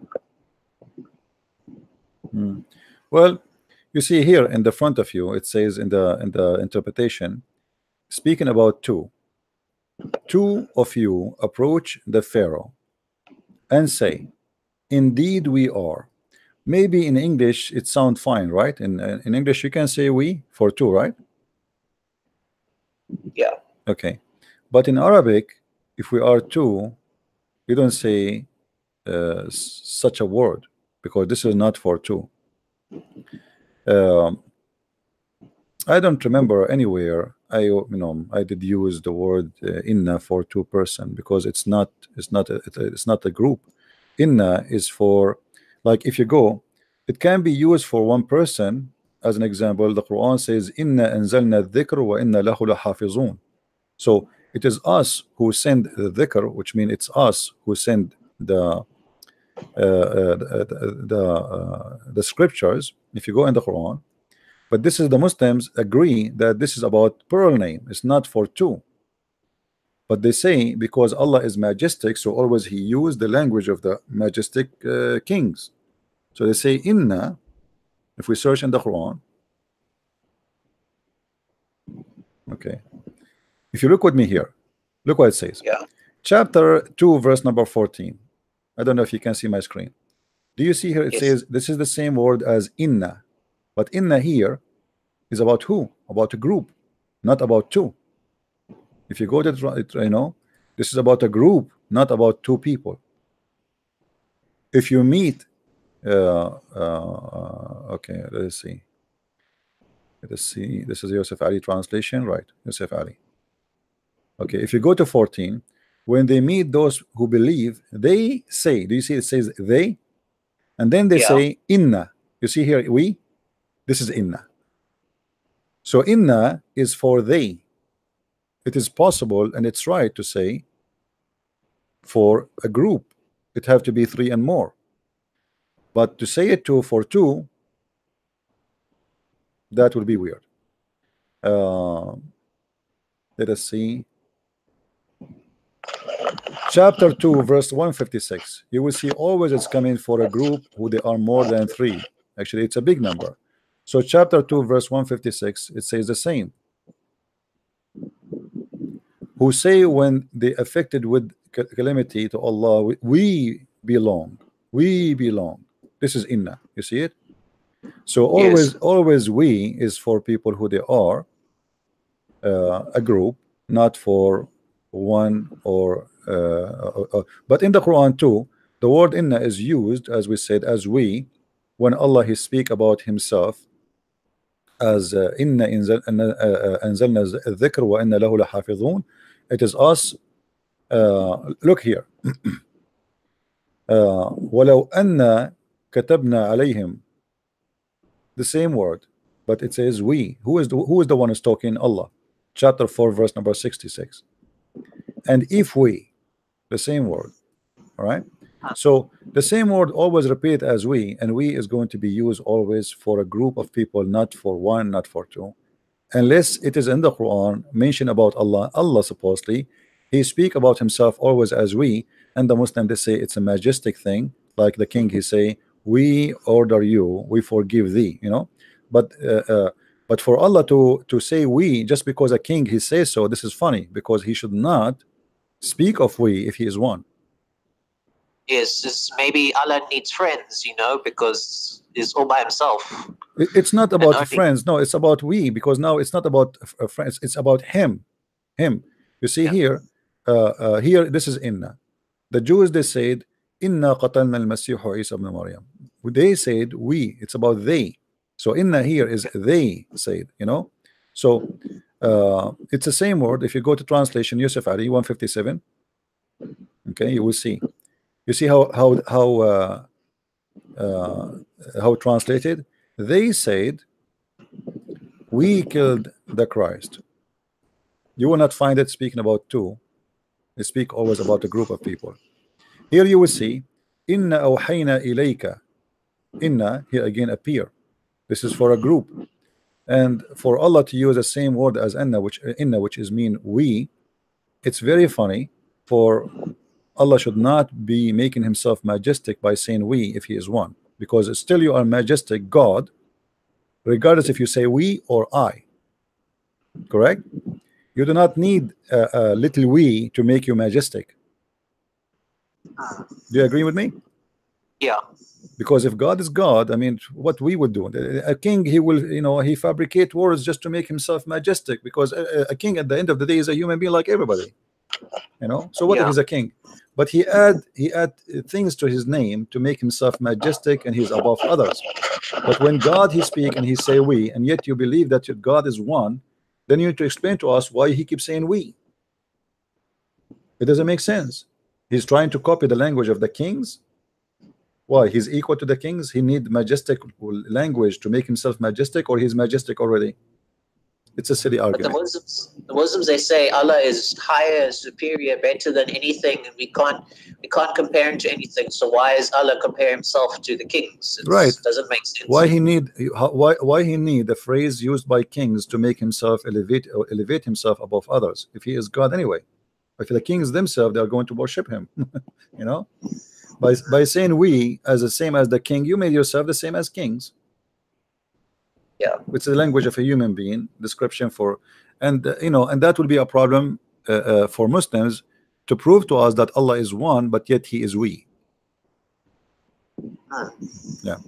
Anyway, I advise you not to focus on those things, by the way, much. I mean the Arabic mistakes, unless you speak Arabic, because they can get away with it easy. And even now, like I speak Arabic, they can say, oh, I can show you the interpretation, I can show you, here we go to the interpretation, it says we. Even the interpretation here, it says we. Okay, so it is we. Okay, why we if it's both? Yeah. If it is two, it is we for two. Arabic, we can say kilana. We both, the same as in English. Why Allah is using a plural word for a group when it is only two people there or one person? But here speaking supposedly about two people. All right. Maybe Allah is not an expert on Arabic. Maybe he's learning from Muhammad Arabic. So you see, for me, this is not really important. Let us say it is inna, and let us say it's correct. That will not make Islam bad or good or even wrong, because language is something changeable, which means in certain time people they might say something, and today we cannot find what they say. You know what I mean?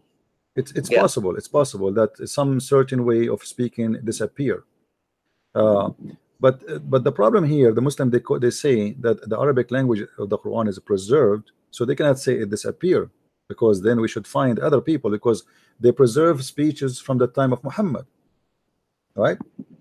Yeah. Okay, can you find me from the time of Muhammad where somebody says inna for two? If you can show me that, then you can make a point, and then I have to agree with him. I'm not against to agree if he can show me. But can you show me where we have thousands and thousands in the hadith? If you can show me somebody says inna for two, then you are right, and then I will say you are right. I'm not going to speak against it. But again, for me, this is not really important. I focus on something more important. There's stupidity in the Quran is amazing. Why want to go waste my time over if it is we or I or both? There's more horrible mistakes. Focus on hit the head of the snake, not the tail. One other question, because I have not learned Arabic yet. As you pointed out, many of the Arabic translations, the English translations, they deceive us who aren't Muslim with their false translation. But can you recommend one English translation that is generally the best? Like, is less lies in it? I noticed sometime maybe Bigtal sometime is better, and I found that this website, let us see this website, but I forgot which translation. Let us see.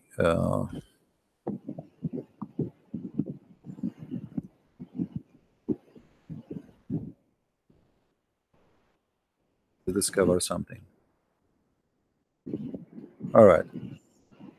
If you go here as an example, chapter 55, verse number 56, and then you try to find a correct translation, I could not find anyone giving correct translation except this guy. Hilali and Khan, both are Muslims. They are giving correct translation, but I'm not sure about the rest of their translation. We have to compare verse by verse.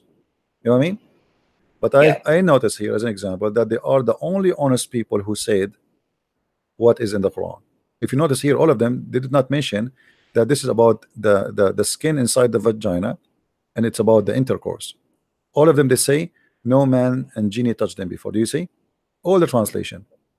This is the only translation was honest and gave a correct translation. So based on this, look like Hilali and Khan, they are better than the rest. But how better they are? Let us see. If we go to chapter Al-Baqarah, that's chapter 4, verse number 34, let's say. The Nisa, just to see. Like you have to discover it like basis and translation verse by verse. You cannot say which one really. Let us see here. Okay. See here, they lie. They were honest in that verse, but here they are lying. They say, admonish them first, next refuse to share bed with them, last beat them lightly. It doesn't say that, so they are lying here. So they were honest in that verse, they are lying here. If you go to Biktal get them busted. You will see Biktal here says, admonish them and banish them in the beds apart and scourge them. So Biktal was lying in the previous verse, telling the truth in this verse. You see what I'm talking about? Yeah. This verse accurate. This verse here translation is accurate. Scourge them. In the other translation, they were telling the truth about the previous verse, but they are lying about the translation of this verse. There's no last, there's no end, there's no first, there's no second, and there's no lightly. Lightly, if it is useful. If it's useful. You know what I mean? So there is nothing is called guarantee, but there is a translation done by brother Osama Dakdok. You can go and get it from Amazon, you know. I did not read all of it, but I think he will be 10 times more honest than any Muslim when he translates. Yeah, I think that's good for non-Muslims to read because they can see all the things that is actually there. But thinking sometimes when you're talking to Muslims, we must use Muslim translation, and so I look for a better translation that some Muslim wrote. It is based on the verse, is not based on the translator, because translation can change from person to person and they lie. Yeah, I can show you the same hadith in the book of the Sunnah, in the website of the Sunnah.com. The same exact story obviously is made by two translators, and the translation is totally different, totally huge different. One is honest, one is lying. You know what I mean? yeah. So it's a translator about honesty, how honest he is when he translates. And even sometimes it's about how capable he is to translate, because not everybody can translate too. Yeah. Yeah. Anyway, my friend, thank you very much for calling. Thank you very much. Yeah. Thank you. Yeah, always try to focus on something more important. If this is here, it says inna or for one or for a group, it doesn't make really too much different. Let us say it's an error, you know. The Muslim, he can say to you, well, it is when they are writing the script, there's even the scholars of Islam, they agree, by the way, there's many words in the Quran written wrongly. Hello? Hello, CP. Yes, my friend. I just want to ask, because we are talking about how to debate with Muslims. Yeah. So because I'm from Malaysia. Okay.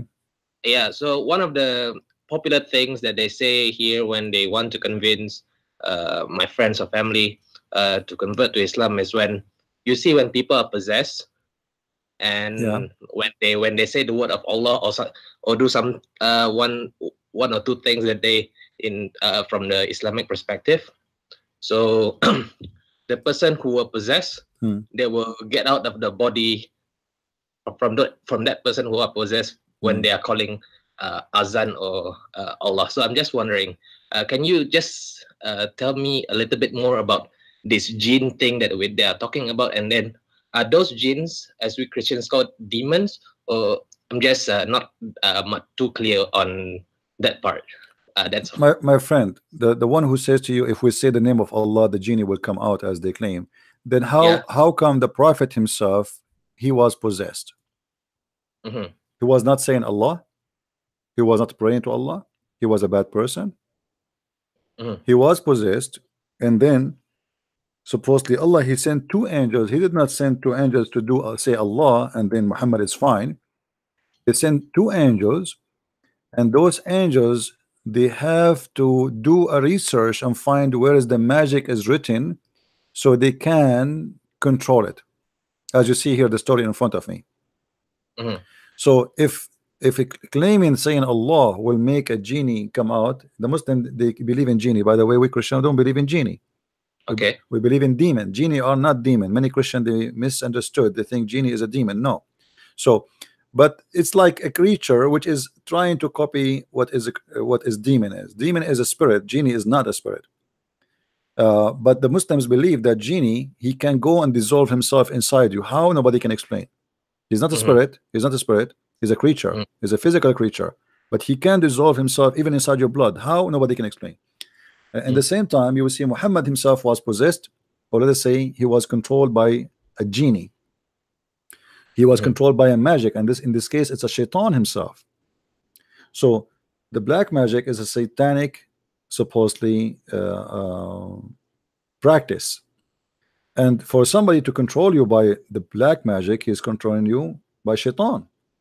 So how Muhammad himself was controlled by shaitan, and Allah saying Allah did not help, or reading Quran did not help? As you see here, two angels, they came and they have to do an investigation and to find where is the magic, and then after that Muhammad supposedly he was getting better, but saying Allah did not work. None of those angels says Allah, and Muhammad was fine. Even Muhammad, he said, if you eat 7 ajwa, if you eat 7 ajwa, no magic can control you, which means shaitan cannot control you, and no poison can kill you. Okay, so Muhammad himself, he is advising us that we can fight the devil by eating ajwa.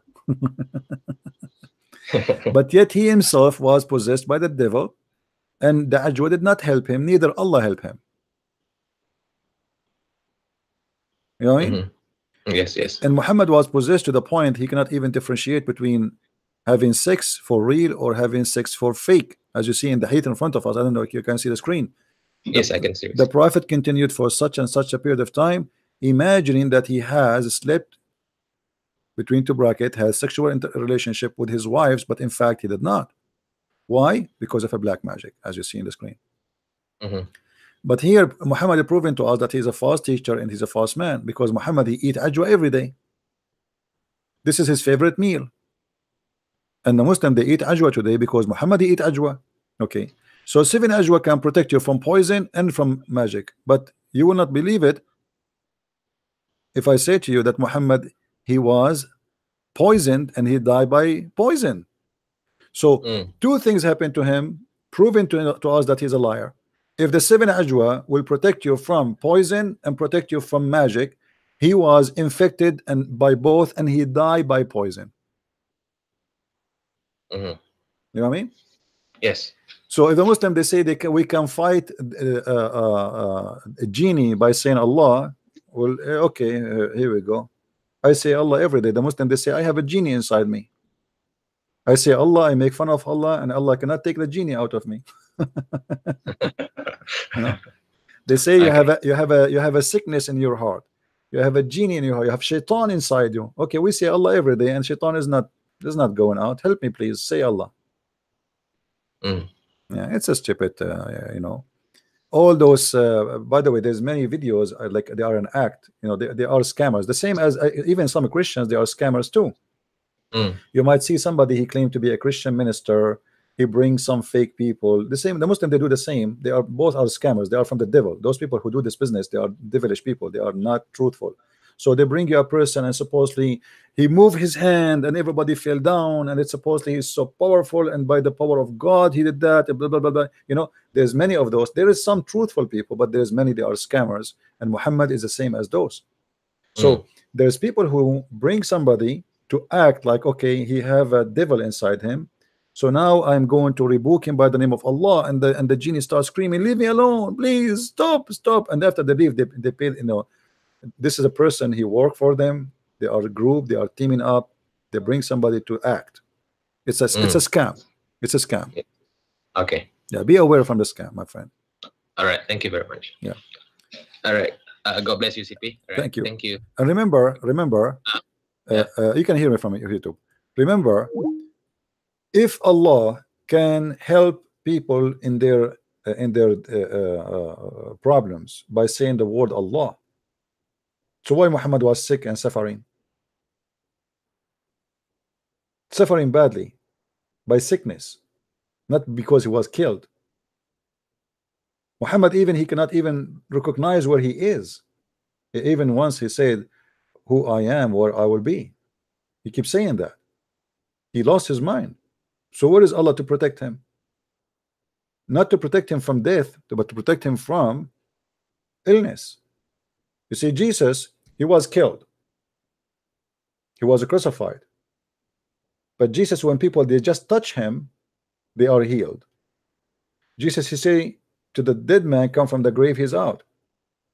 Jesus, he ordered the nature obey.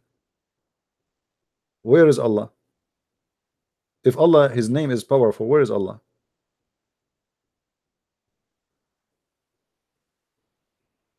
What is the hadith number? You do not need hadith number. Just go to sunnah.com, my friend. Just type he who eats 7 ajwa, as you see it on the screen, and you will find there are many hadith. All right, and don't practice it, by the way. You see, the Muslim, they say to us that in the Bible it says that the believer of Christ, if he no poison can kill him.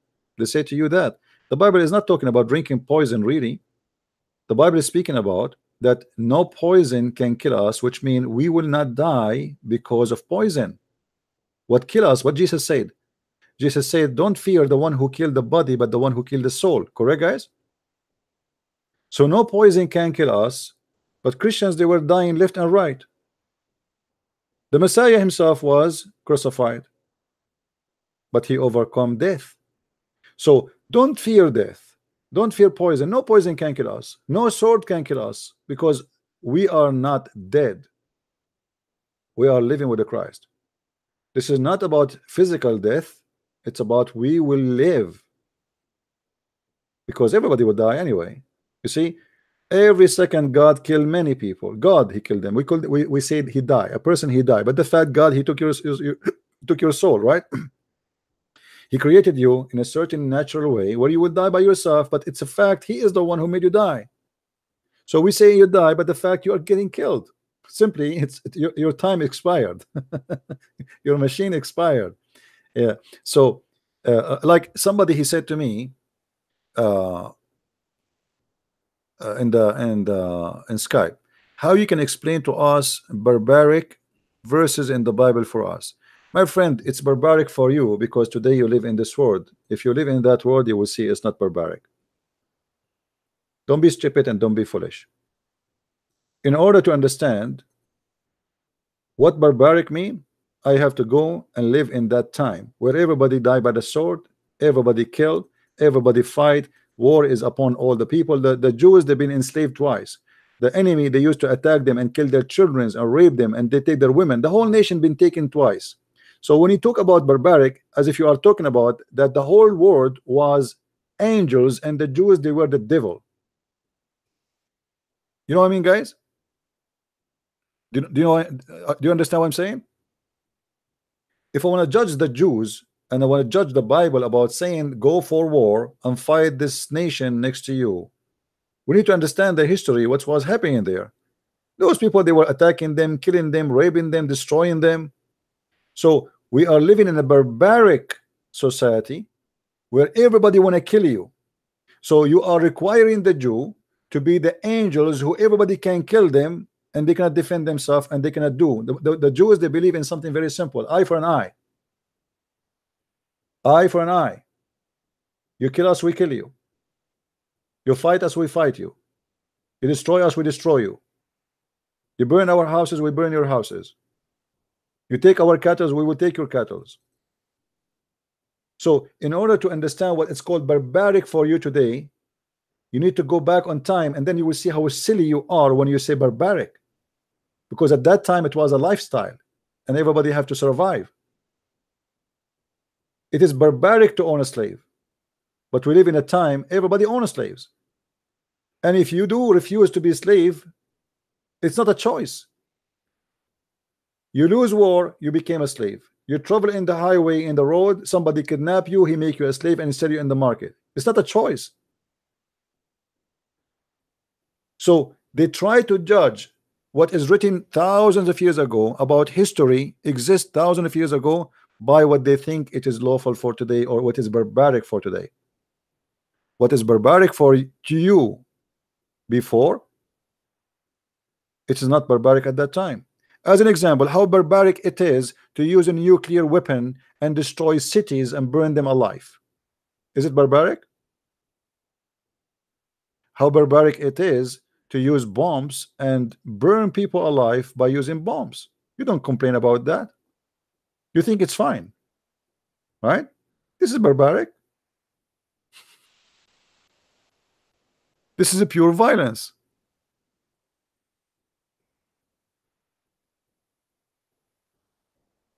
Stupidity is amazing. And if a Muslim, he says to you about killing, you know, Islam is the religion of killing. Everything in Islam is based on killing. Every chapter in the Quran says kill them, slaughter them, even cut their fingertips, torture them. Cutting fingertips. Why you want to kill? Why you want to cut fingertips? Okay, you want to kill the guy, kill the guy. Why you want to cut his fingertips? Because Islam is religion of revenge and hatred.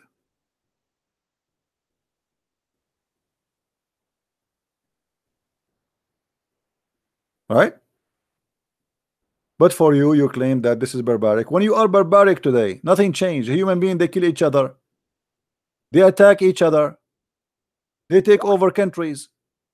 Nothing changed. You think you are not barbaric today? Or what you do, you justify what is barbaric to you today. So there is not barbaric verses in the Quran and the Bible. My friend, I don't have time for stupidity. The word barbaric is a definition you give. Actually, the second you say barbaric, you are insulting somebody. Do you know that? Because barbaric, you are saying there's a nation who they are called the barbar, and they are evil. Hello? Hello. Yes, my friend, go ahead.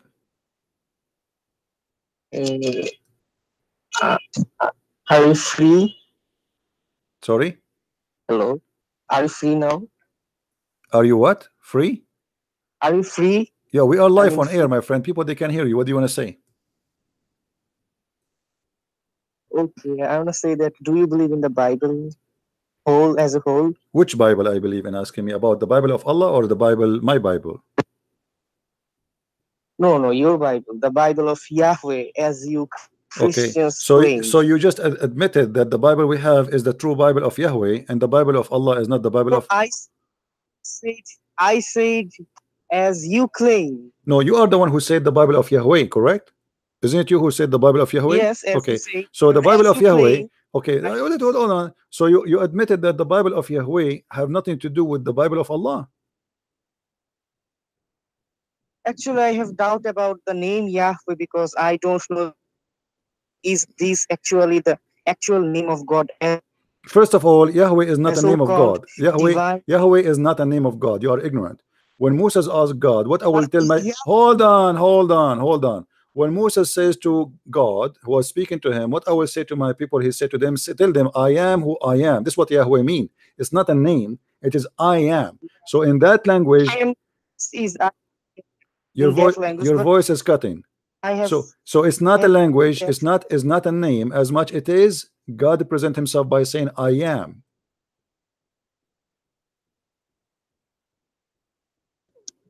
I'm listening, go ahead. so it's What?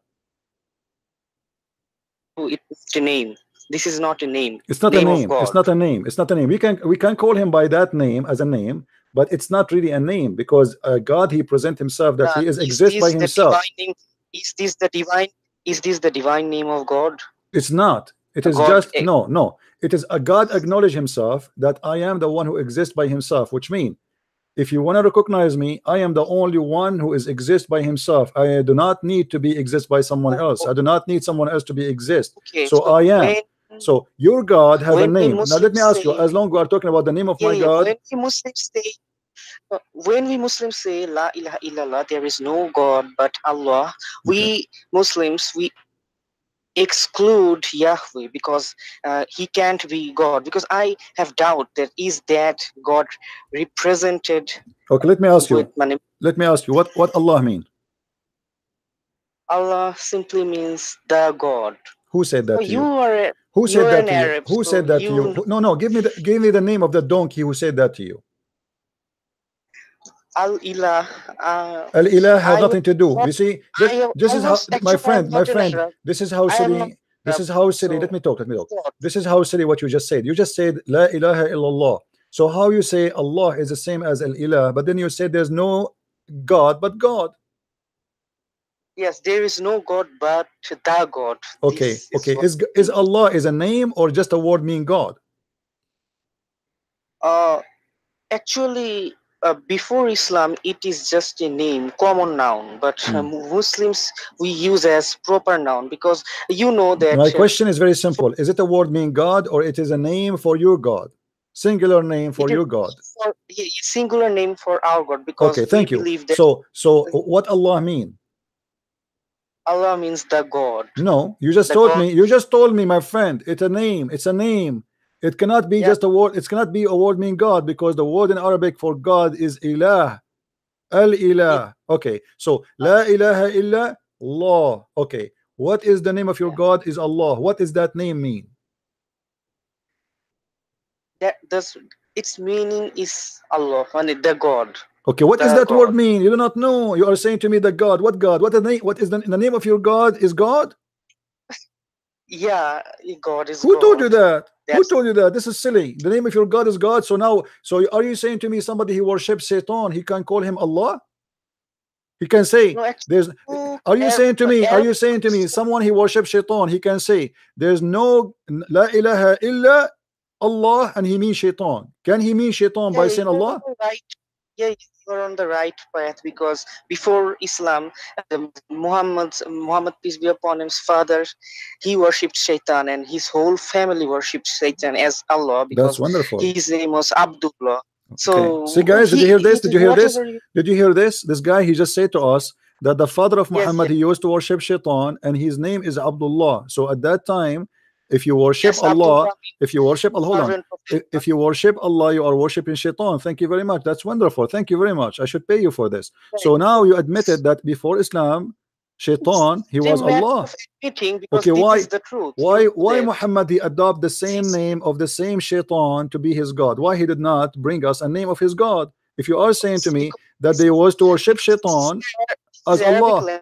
And Arabic language did not exist before, 2nd century. Arabic language was not exist before? Arabic English language was not exist before? Before what? 2nd century, I think, if I am not wrong. Arabic language was not exist in the 2nd century. Who told you that? I was taught by my You mean 2nd century of Islam, 2nd century of Christianity? Imam. My Imam is...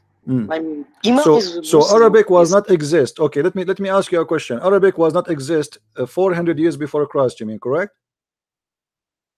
Oh, am I wrong? Please correct me. No, I'm asking you. This what he said to you. 400 years before Christ, Arabic was not exist, correct?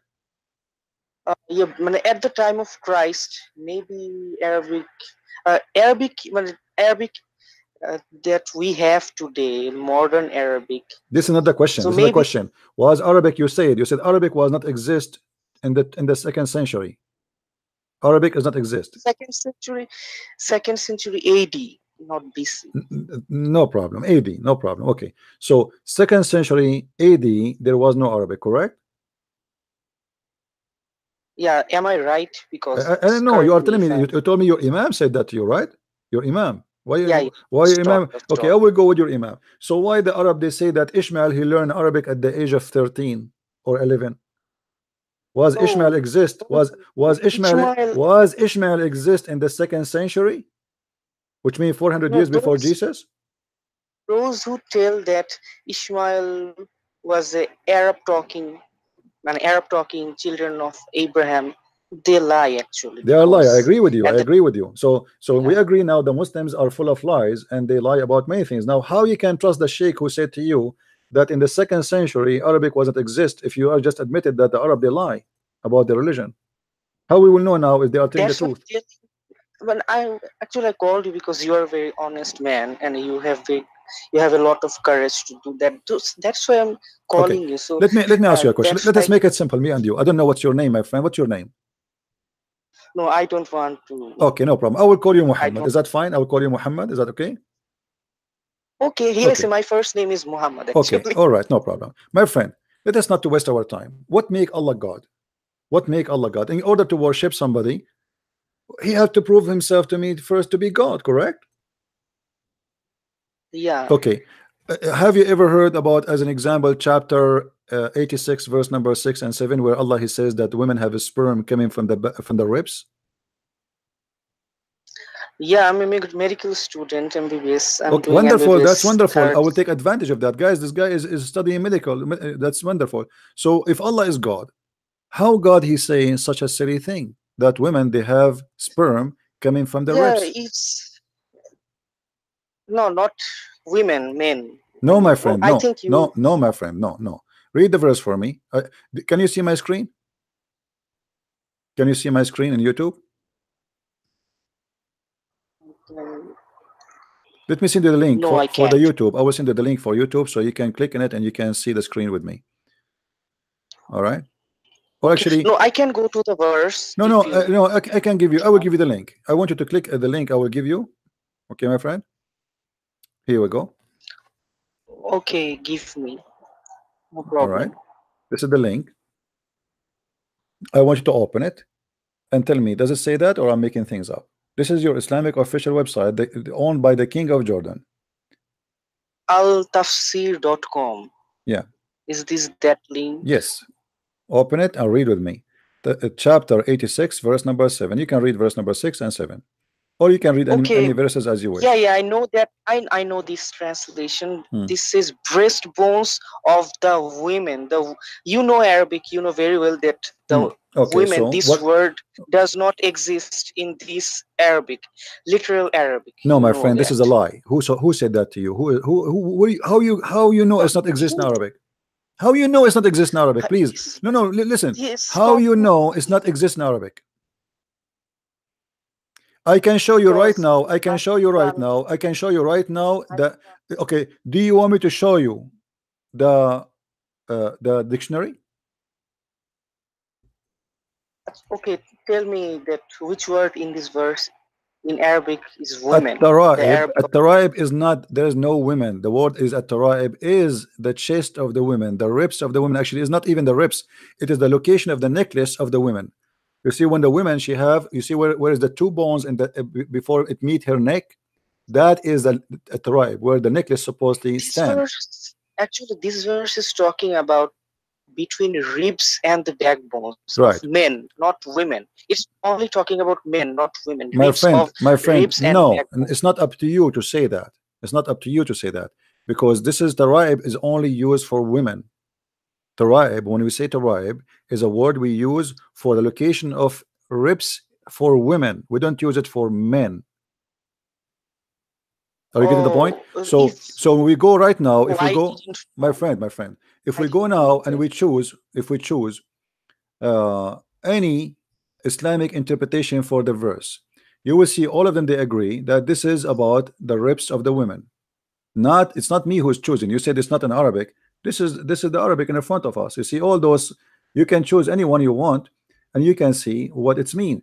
This is, as an example, the official government website of the Kingdom of Saudi Arabia. Tafsir ibn Kathir, he said that sexual fluid comes out from Yeah, he also said men and women. Yeah, you are correct. Yeah, the ribs of the women, not men of women. The ribs of the women. The ribs of the women. Okay. So is that accurate or this is false? No, I don't agree with this interpretation. No, it's not because, interpretation. It's I not don't- interpretation, my friend. Let me. Okay, what about your prophet explaining that? Your prophet, he said that the man, he have orgasm, and the women have orgasm, and the water of the man Water, no water.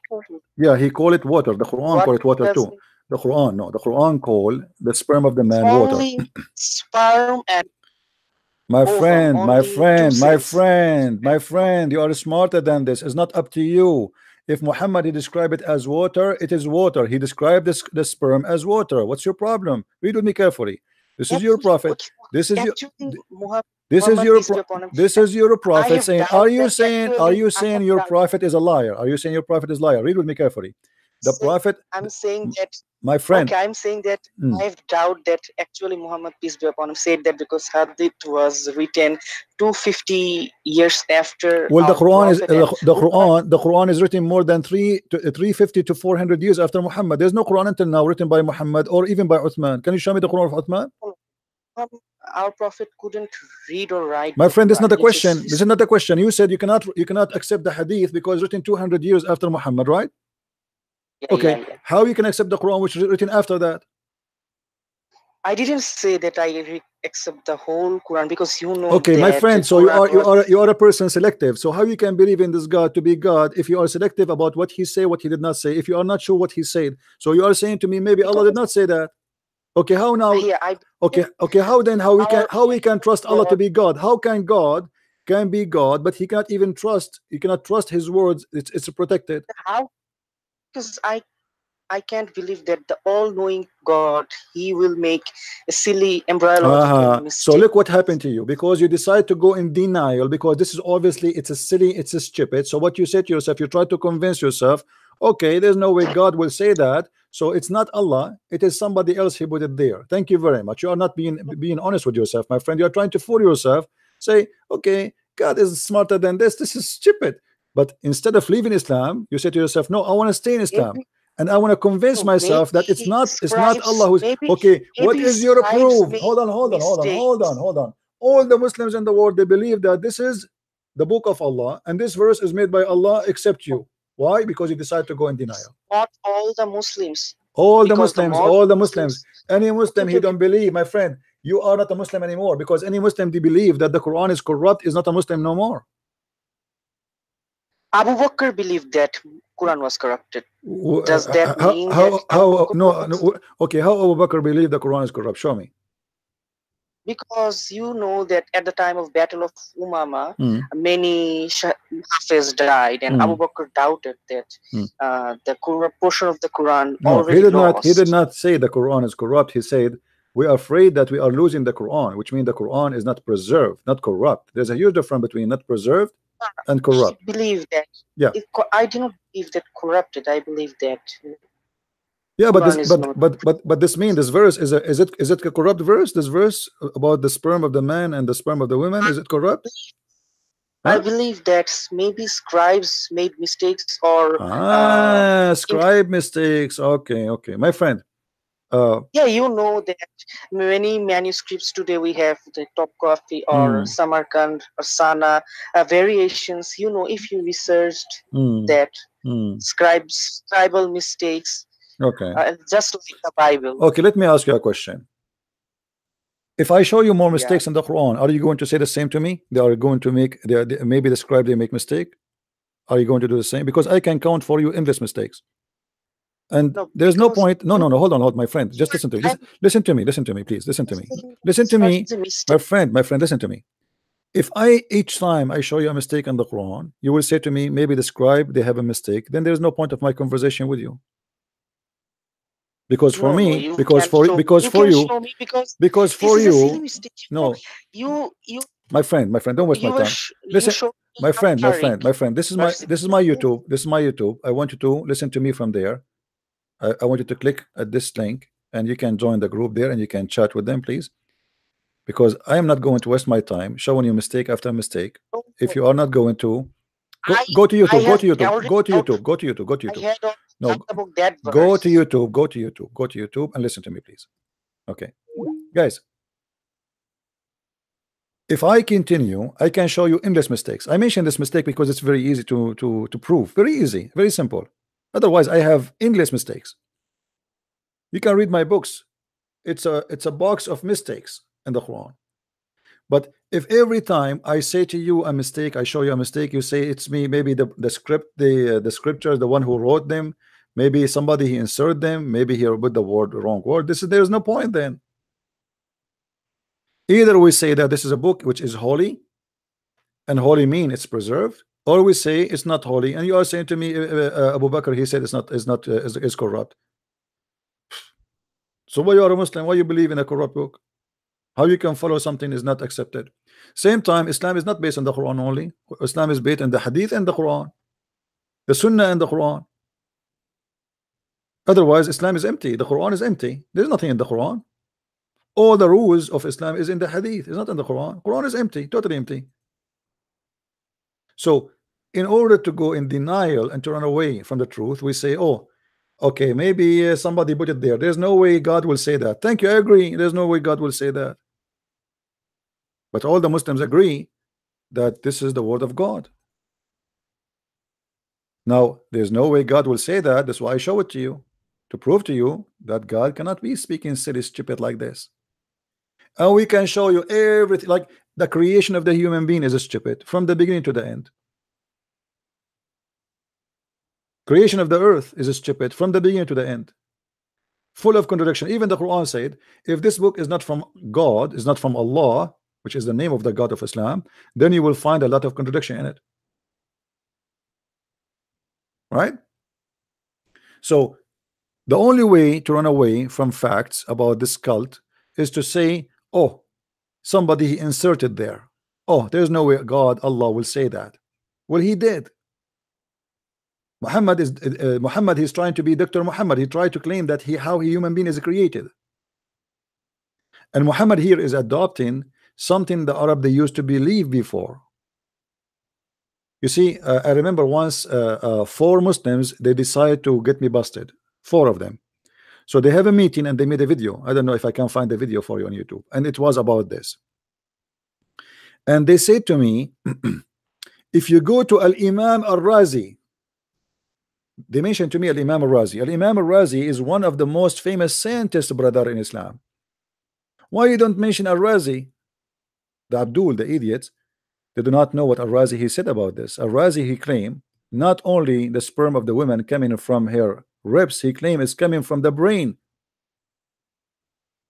The sperm of the man is coming from the brain.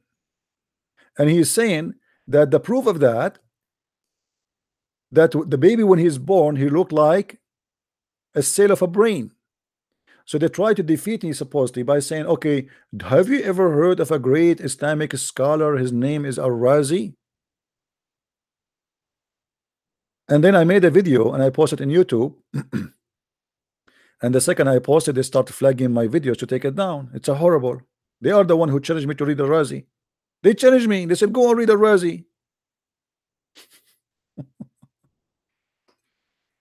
Go and read Al-Razi, brother. Look, here it says, ترائب المرأة عظام صدرها. The taraib is the bones of the women. This is Al-Razi. This is the highest sheikh Muslims they like very much. They say he's a scientist. And it is the location of the necklace. حيث تكون القلادة. All right. Okay. And then he quote for you here a poetry. ترائبها مسقولة كسنجل. So كسجنجل. Man, this word is weird. I need to search this word to see what it means. Hold on.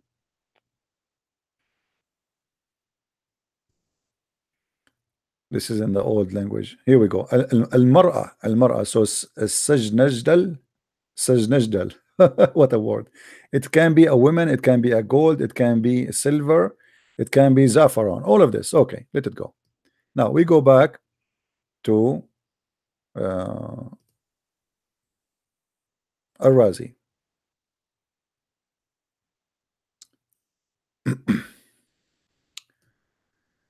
Let's see what he's saying. And here Al-Razi is proving to us who control the baby gender. So he quote for us the hadith, this one, where it says that if the man have orgasm first, the baby will be a boy. If the women have orgasm, the baby will be a girl. If you go here, we go to page number 2. You see the Muslim, there's one Muslim, he said to me, it doesn't say in this hadith that if the women have orgasm first, the baby will be a girl or a baby will be a boy, depending on who have orgasm first. It does say. Let me see. I could not find it in English, but here it says in front of me, إذا غلب ماء الرجل يكون الولد ذكرا ويعود شبهه إليه وإلى أقاربه وإذا غلب ماء المرأة فإليها وإلى أقاربها يعود الشبه. He's saying if the man orgasm come first, the baby will be a boy. If we go to page number 2, let us see. Okay, let us see.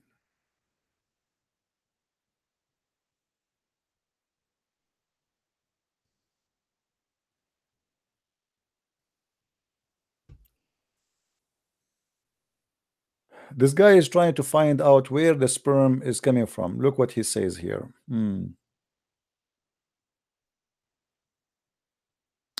Look, he says most of the sperm is coming from the brain. And the proof of that the baby, when he is born, he look like the brain. Makes sense. And here we go. I will give the link in the text in the chat so the Muslims who speak Arabic, they can get me busted if I'm lying. Kabich? Here we go. You can highlight exact text I'm showing you in the screen and you post it in Google and you will see the translation.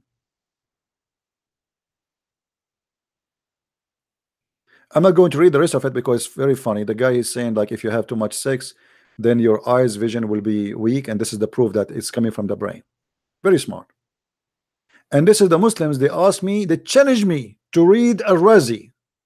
4 of them, they have a meeting together and they decide to defeat a Christian prince. And they say, Christian prince, everything you are saying, you are a person who pick up your cherry. You pick up an interpretation of Ibn Abbas. But Ibn Abbas is not the one we follow. We follow Al-Razi, brother. The second I heard Al-Razi, I said, like, well, those guys are donkeys. Those guys are certified donkeys. How you choose Al-Razi to say, because look what happened. The Muslim, they heard that Al-Razi was a very famous man, and in the West he have a big name because they claim that he is he taught many basic knowledge about medicine, etc. So Al-Razi, brother, Al-Razi, go by Al-Razi. But they never open Al-Razi. We go Al-Razi and we found that Al-Razi is teaching that the sperm of the man is coming from his brain.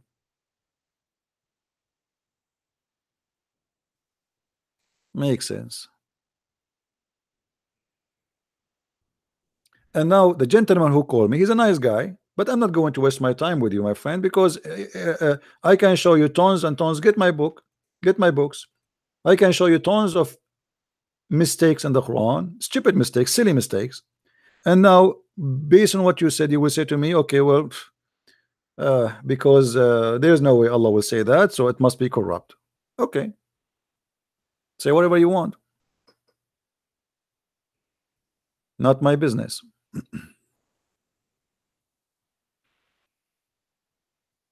Anyway, guys, I'm not, by the way, I'm not going to keep this video on air. I'm going to take it off. But I wanted to share with you how we can really debate with Muslims. When you debate with Muslims, you struggle with them. You will find even the honest one, you have to struggle with him. Like the gentleman who called me, he's being honest. I don't think he's lying. I don't think he is being a bad person. I think he is just being honest and telling us what he believes. Now, this is a great example of denial. But most of Muslims, especially Middle Eastern, they are the most aggressive and the most lying ones. They are willing to lie. They are desperately, they love to lie in order to prove Islam to you to be true. And they are proud to lie. So when you debate Muslims, you prepare yourself for not a debate. You prepare yourself for a game. It is not. There's no debate in the debate. It's about you try to squeeze the Abdul, put him in the corner, and force him to say it is wrong. And that will take a lot of effort and will take a lot of patience and a lot of work, and you have to play their games. Don't expect a debate, because you know debate is mean. What debate mean? Debate is between two religious people. Like I say to you my honest answer about what I believe, and you say to me your honest answer about your belief.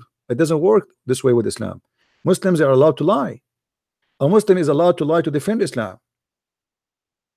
And you will find that the Muslims, they support the liar even though they knew he's lying, because as long it's called taqiyya. So we can lie to you as long there's a video, I wish I can find it. There's a video on YouTube about a sheikh. It's you know, there's this website, it's called Memory TV. They collect those videos. They are doing a great job. So the guy, he was saying amazing way, brother, I will tell you this story, brother. He's praising a guy who was able to convert a Jew to Islam. Look how he converted him. He said there was a Jew and he is a neighbor of a Muslim. The Muslim every day he says to him, why you don't convert to Islam? The Jew, he said to him, I like to smoke, I like to drink, and Islam is not allowed to drink or smoke. The Muslim guy, he found his way to make him convert. And look what he said to him. Who told you you cannot smoke? Who told you you cannot drink? The Jew, he said, really? I can? He said, yeah. Drink, smoke. Come on, convert to Islam, say Shahada. So the Jew, he said the Shahada. After he finished the Shahada, the Muslim said to him, the Muslim brother, he said to him, now after you converted to Islam, you cannot smoke and you cannot drink and you cannot leave Islam, we will kill you. And this is how our brother, he made this person convert to Islam. So they are proud about him lying to the Jew. The Jew, he said to him, but you told me you can smoke and you can drink. He said, yes, I told you before you convert to Islam. I told you before you convert to Islam. Now you are a Muslim. That's it. So when you debate with Muslims, my friend, you are not debating a Muslim. You are debating the devil. The devil with all his tricks. When Hijab was debating David Wood, he was not debating. He was trying to make a mockery, like Shaitan or Satan in the top of a stage with his tail. All the answers he gave, it's a failure. It's stupid. It's priceless, actually. This Hijab will never get close to me. Do you know why? Because now I know what he said. He cannot deny it. It's recorded there. It's in the debate. I will use what he said against him. He's a stupid. He's officially certified donkey. And now he is flagging videos speaking against him, exposing him even by Muslims. Because many Muslims, they said to him, how you do that? How you say this? Are you stupid or what? In the beginning, the Muslims, they thought he made a victory, but in fact, it was horrible victory. Because of his attitude of mockery. And they sound like he's confident. Show me. Silence me. You know, like an actor. Show me. Silence me. Huh? He's looking at it. The devil like, show me. Silence me. For 4,000 years. For 4,000 years, not a single Jew believe in the Trinity. But the Quran says that the Jews worship rabbis and they worship Uzair. For 4,000 years. So which means he is saying that Quran and Muhammad are liars. So this guy is a donkey, certified donkey. He's in the stage making a mockery. And now you are trying to debate him. How you debate a mockery person? How you debate a donkey? How you debate a shaitan? You get him busted in the spot. You don't wait until you go home and you say, oh, look what he said. Now I want to show you. You have to get him busted in the spot. Do you understand? Right away in the spot. Otherwise, it's going to be dry later. Make him clean his poo-poo. He made a poo-poo in the stage. Make him clean it. He made fun of you. You don't speak Arabic. He just showed you that he's stupid. He is the one who said Allah. This is why it says Allah pray for, not to. And not only that, I don't know, guys, if you saw the video made by Arabic teacher, a kid, he think he's like a big shot. Brothers, sisters, I watched the debate between Dr. David Wood and the brother hijab. It was really silly. And the guy, he started doing poo-poo too. So I made video for both of them about what they said, because they are getting each other busted. The Arabic teacher who is defending hijab, he did not know how he got hijab busted. I have the video on Facebook, you go and watch it. I have it in Patreon, you go and watch it. Stupidity is a sign of the devil. He might be, he sound like smart, right? But he's stupid. The first thing the devil he did, proving that he's stupid, that he think that he can stand against God. That is stupid. And this is what the Muslims are doing with us. They think by lying they can win. You might win in a short term, like okay, you might fool some people around you, but sooner the snow will go and people will see the grass and feel the ground and we'll see what under. And now the debate is gone, and people, they notice, the Muslim, they notice how stupid hijab was. He was a hero for 8 hours, 10 hours. After that, the Muslim, they start discovering, because we start making videos and show them how stupid he is based on what he said. He admitted that Allah he pray. Well, the whole debate is about if Allah is God is one or not. Allah he pray to who? When you say Allah he pray for or he pray to, who care? It's the same.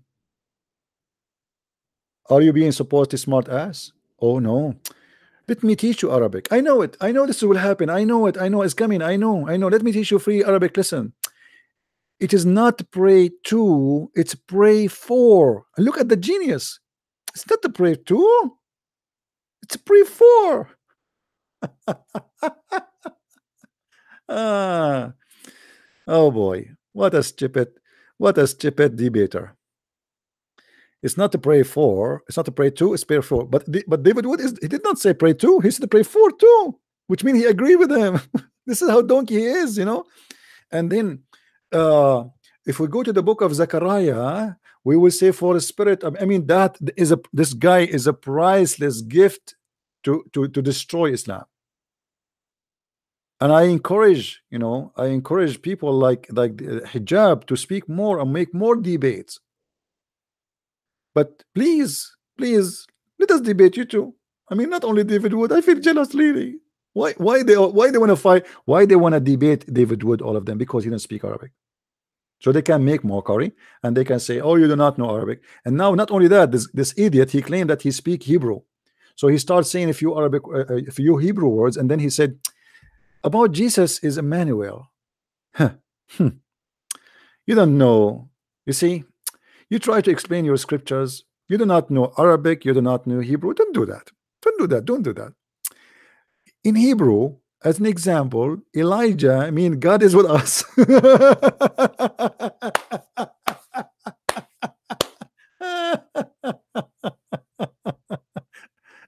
My friend Shahim Haza, the lady boy is your prophet. It is him who used to put eyeliner 3 times a day. Is that correct, Shaham?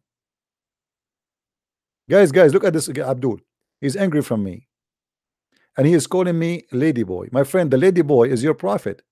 I don't put eyeliners on my eyes 3 times a day. I don't wear my wife clothes, and I claim that I wear them because the Quran, I receive the Quran when I wear them. I don't kiss a man down his belly because this is fun.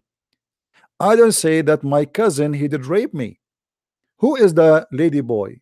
Why you don't call me and let us talk about your prophet being a lady boy, or maybe it's me.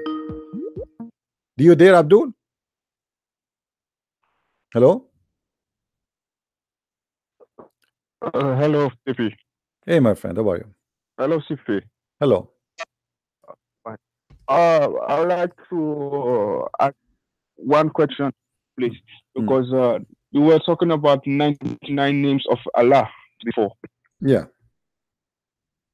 And I would like to know the 97th name of Allah means the inheritor, to inherit something. I don't know who is going to die for Allah to inherit something. I just want to know. No, see here, the inheritor. All those names are a mistake, by the way. It's an insult to God. But when Allah he will inherit, the Muslim they will say everything he created will go back to him. But this is contradiction, because the Quran speak about everything will be destroyed. So how is going to come back to him? How you can inherit nothing? Same time, maybe Muhammad, he will inherit Muhammad. yeah. after Muhammad Same died. time. When you inherit something, it's mean you don't own it for the moment, correct? Yeah. That's mean Allah, He don't own the earth we have now. He is going to wait for somebody to die, and He will take his place. He will take the property.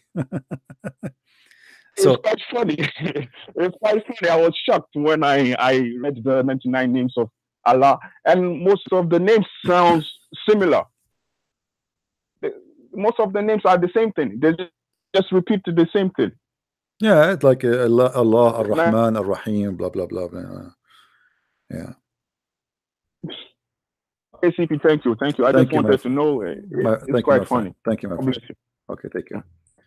You see, when the Muslims they speak, they try to insult you, they try to make you angry, and they say a gay or a lady boy.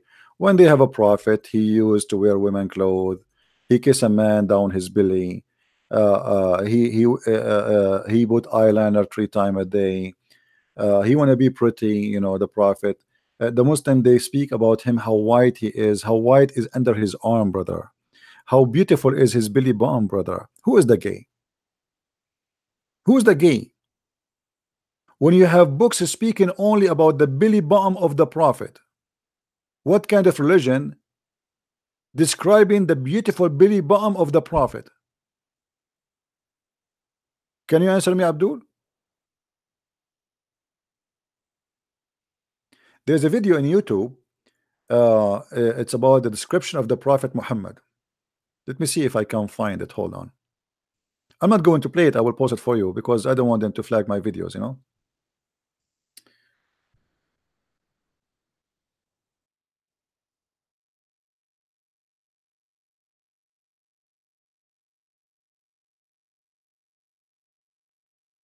Okay, this one.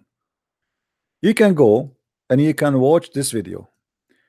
Who is the Prophet Muhammad? His description is the SAW. You see the title, guys? If you watch this video, those Muslims, they are describing how white the Prophet. A man, he was walking at the night, and he saw the moon, and he saw the Prophet. He looked at the moon, and he looked at the Prophet. He looked at the moon, he looked at the Prophet. He looked at the moon. Watch it. I'm just copying what this guy is saying. They want to describe for you how white he is. It's very important to be very white. And now he is in competition with the moon. I look at the moon, I look at the Prophet. I look at the moon, I look at the Prophet. I look at the moon. Watch it and die laughing from the stupidity. They worship him. They describe his beauty. Have you ever heard of Christians speaking of the beauty of Jesus as look, or him being white? What is that?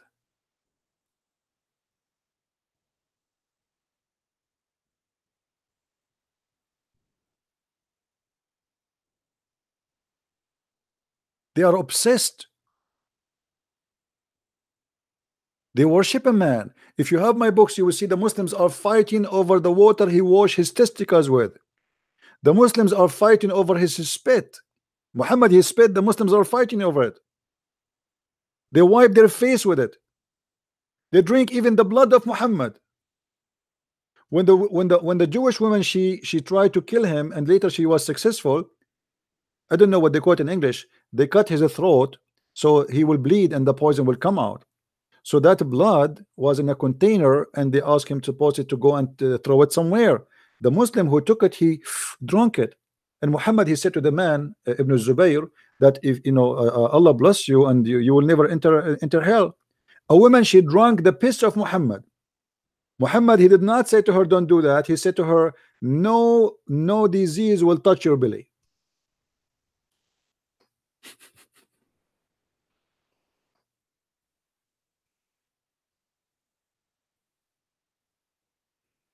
Right?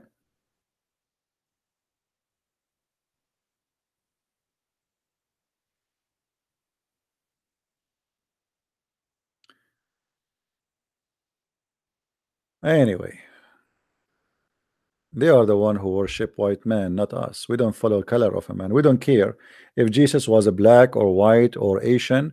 We follow Jesus not for a look. We follow him for who he is. We follow God.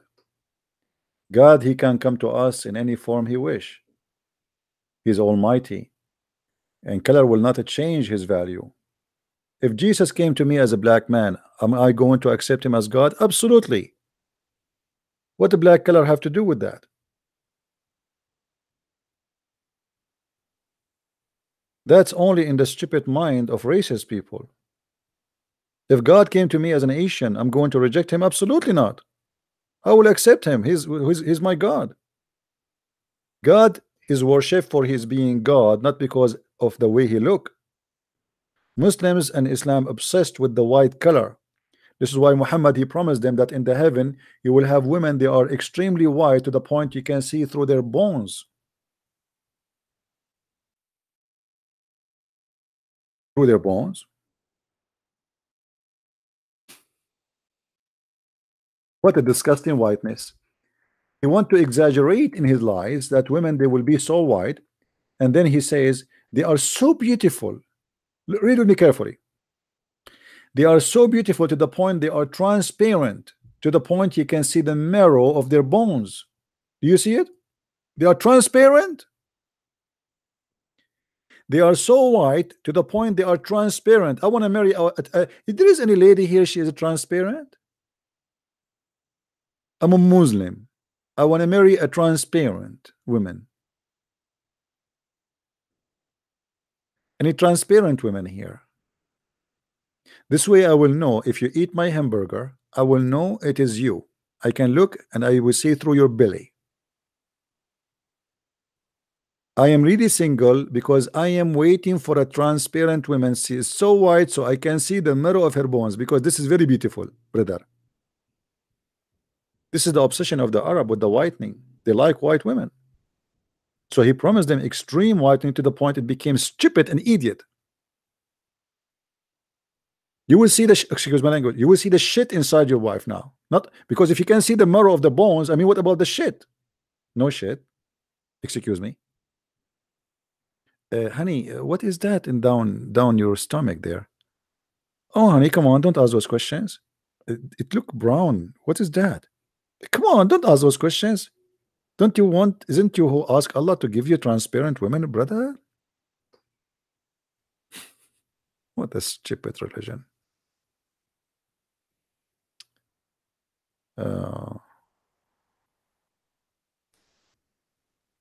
If there is anyone making racist comment, let me know, please, so I will block him. If there's anyone is making a racist comment, let me know. I cannot watch the text like you guys you do. So if there is somebody saying something wrong, please let me know. We will block him.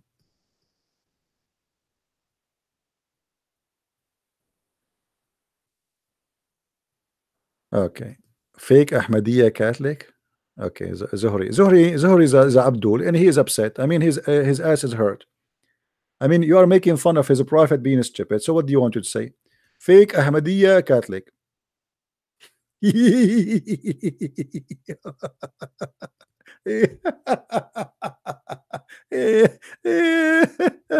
Potato. Zuhri. Do you know what Zuhri means? Zuhri is a disease in the vagina. I don't know why you call yourself such a name, but look like fit perfectly for you. All right? Don't come here again.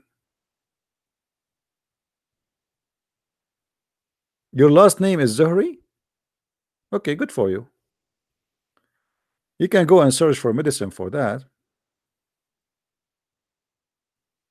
Yeah, he's just a stupid. Leave him alone. Leave the potato alone. Put yourself in his Zuhri. I mean his shoes. Come on. God forbid. God forbid. Put yourself in his shoes and you believe that Allah will give you 80,000 women, all of them they are transparent. Wives, where are you? We are here, honey. I can't see you. You forgot we are transparent, honey. My brother, my cousin. Transparent wives. Transparent teeth. That's so beautiful.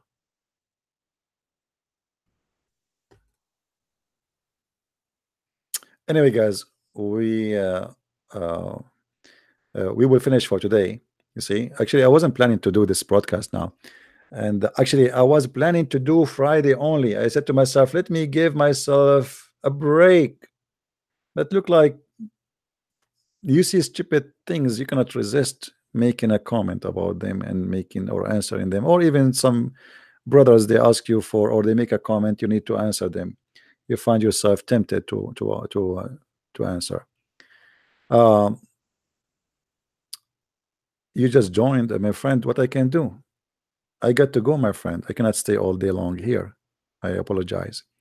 And as you know, because I have a transparent wives, I have to look for them. It's hard to find them, my friend. They are transparent. They are here somewhere, but I cannot see them. Put yourself in my shoe. I have a transparent wives. You know, actually, I've been asked by banks if I can hire my 4 wives to work in the bank inside the safe. I said, why? They said, because they cannot steal anything. They are transparent. We will see the money. They can't even put it in between their breast or inside their panty or anything. So they are perfectly fit for the job. They are transparent. We can see the marrow of their bones. Perfect. Alhamdulillah. The wisdom of the Prophet is beyond your imagination and your understanding. You need to take that. Armoum Ahmad, you want to call? Okay, guys, hold on. We have a guy you want to call. Let me get some water. He's a Muslim. You want to call? Go ahead. Hold on. What? Don't call now. Oh boy. Oh boy.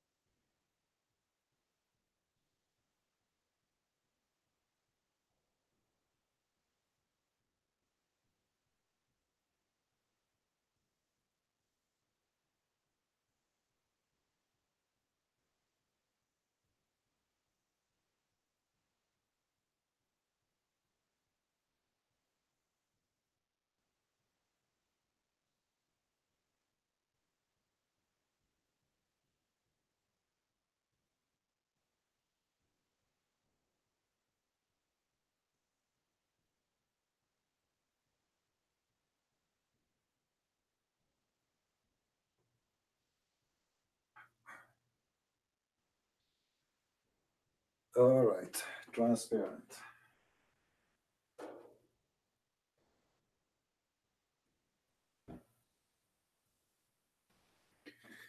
Okay, guys, sorry for that.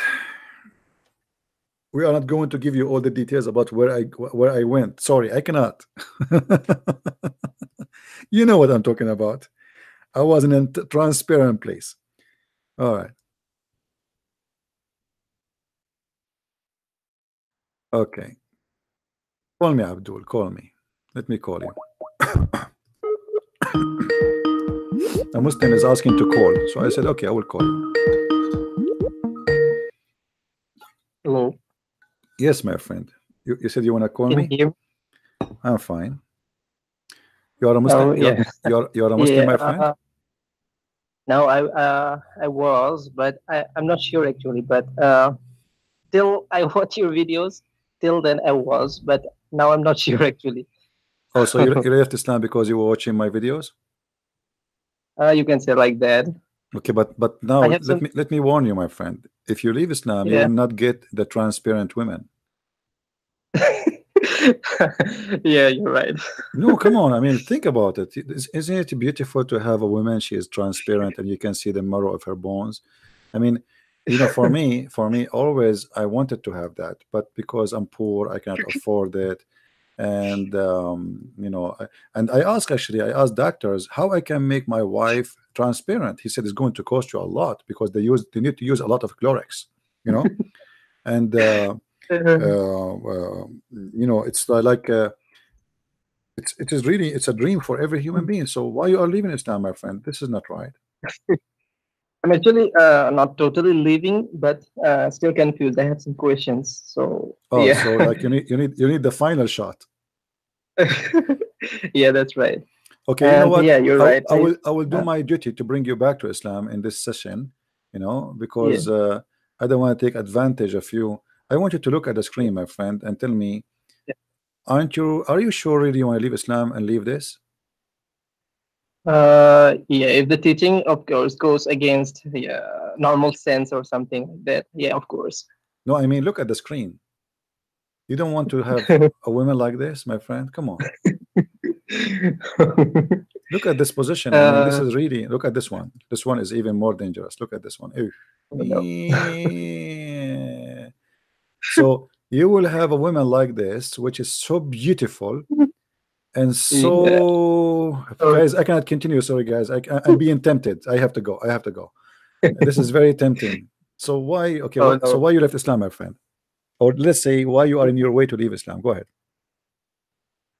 Yeah, many of the teachings of like our religion doesn't make sense to me. Like they always like if you go in our masjid, like yeah, they always try to like tell you some like fake stories to make you believe or make like as they say like make your iman high or something, make your iman level high. Just to do that, stories, they use like fake stories to make. Just to do that, they use fake stories. Like a debate between a Christian and a Jew, and how the Jew converted to Islam right away. Yeah, this is right. Yeah. Actually, they use many fake logic, many fake stories just to convert. Yeah. And I asked once to someone that why do you do that? Then they said that if you want to like keep them in religion, you have to do that. I asked my brother also once that why do you use some narrations like which everyone agrees also that it's false, but yeah, it's looks nice. The story looks nice, but everyone agrees it's false. But still, they use that to keep them in the religion, so that they don't go out of the religion. They are allowed to lie, and if the lie serves the purpose, it's okay. Yeah, that's right. That's right. And this is telling you, that this is satanic religion. Can I explain my how I came up to this? I mean, before, do you know this one? Tablighi Jamaat. Jamaat or Tabligh, you mean? Yeah. Okay. It's quite famous now, I think. So before I was in that group, because my brother is in that group. Okay. So he used to tell me. I mean, I used to hear like lots of fake stories in that, like from them. So that time it was not entering in my head, because that time I was thinking I have to follow. At that moment, I was thinking that I have to follow like Quran and Sunnah. Okay. So my logic was this: I will follow Quran and Sunnah. Okay, not fabricated narrations, of course. Then I went back to like you can say Salafism, which tells you to follow like Quran and Sunnah only. Yeah. Like after that, I found like Zakir Naik, who was like to me, he was like quite logical that time. I used to follow his debate and everything. Then I used to call everyone to Quran and Sunnah. After that, I called my brother also once that just come to Quran and Sunnah, not like what you like. Do not make your fake stories to make people believe.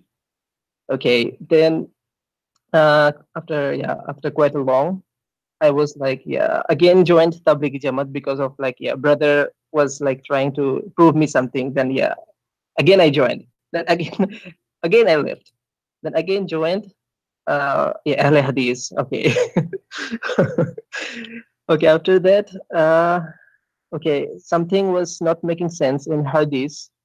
So I was asking question to many people. Then I found Quran only Muslims. Okay. Then I joined, okay, Quran only, that I will follow only Quran. Like, hadith was not making any sense to me. There was many hadiths which like goes against humanity. So it was not making sense. So I joined like one group, not group, like forums. One forum in that, like, they only talk about like Quran, not hadith. Like, they do not like hadith. So they only follow Quran. That was making sense to me. Then I found Rashid Khalifa. Okay. And quite a long, I followed him, Rashid Khalifa. But I was like, in my heart, I cannot accept him as a messenger of God. I don't know why, but I cannot. He was telling that he was a messenger of God by using some verses of the Quran. Okay, that was also not making any sense to me. Then, okay, finally, yeah, I was not following him either. Then I found Edip Yüksel. Do you know Edip Yüksel? Who? Yeah, actually, this guy, he debated me. He ran away in the middle of the debate. He is the assistant of Khalifa, right? Yeah. Did he debate? He's a Turkish, right? Yeah, Turkish. Yeah, he ran away. He was debating me in ABN, and he flee. He took the hike.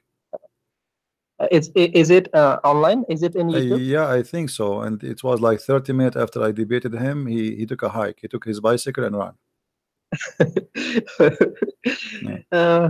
As I know, like, yeah, he always like try to challenge people. Like, yeah, he says he knows what he talks about. So I was like, yeah, quite a long time I was following him. After I like maybe 4 or 5 days now, I found you. And listening to your lectures and debates, yeah, I was interested. Till now, I was following only Quran. Okay, after listening to you, like I'm in little doubt. little doubt only. Little doubt. After all what you heard from me, little doubt. Be honest. Come on. I don't think it's a little doubt. I think it's a lot of doubt. Like, as you know, it's my birth religion. Okay, so still I have some, like, love for the religion. Like, cannot leave the religion so easily. Like, because it like, yeah, I was born into this religion, and around me the people are in this religion. You see, my friend, let me tell you something. Do you believe that we are born into stupidity? Yeah. Born into stupidity? No, we are not born to be stupid. You are a smart, intelligent person, and you are not born to be stupid. The proof God, He gave you brain. So I'm not going to stay in something just because I'm born in it, including Christianity. If Christianity is false, I'm not going to stay in it. It's because I'm born in a family. That's why we Christians, we don't believe that you are born of a Christian family that make you a Christian. You can ask any Christian, he will tell you have to be reborn again, which means you have to think, to believe, and to accept, not as a kid, but as a mature adult man or woman. So then you are going to be reborn again. So we have to reborn with the truth, not to accept things we learn from our family. What our family worship rocks and kills rocks like Muhammad. Are we going to do the same? That is not right. So we are not really born to be stupid. We are born to be smart. But either we decide to be stupid. No, this is right. Because like, I was born in a Hanafi background. Okay, in my area, if you go against that, this is very dangerous. Even I was like inviting in Quran and Sunnah. Still, I had to suffer a lot. Like, I had to debate and go to scholars, like, hear many insults from them. Yeah, they insulted me a lot. Like, they even challenged me. Like, there was like one great scholar. Okay, they call it great scholar. Like, very good scholar from Pakistan. He's coming in our country. So he learned from Pakistan. So he called me, and there was many people surrounding him, and I was only the one. Okay, they was telling me that if you continue this dawah here, we will force you not to come in masjid. Like, they were threatening me. They were, that time I was like 17 years old maybe, and they were like 55 years old. They were threatening me that, if you do this da'wah, you will not enter this masjid again. Like, they were threatening me. I was, since before, I was like against my belief, against them. So I don't have problem in that, but still have like some like love, little bit love for like Islam, you can say. Well, you know, look like you've been through a lot of things in your life, and Yeah. it's time for you to get out of this cult, my friend. So allow me to invite you to get out of it and to denounce Muhammad and to say clearly that you are out of it. That's it. You're smarter than this. You're smarter than this cult. Yeah, I can tell. Yeah. So Yeah. are you willing to say Muhammad is not a prophet? No, I agree with you this thing, but that's I wonderful. have one problem, that is, Yeah.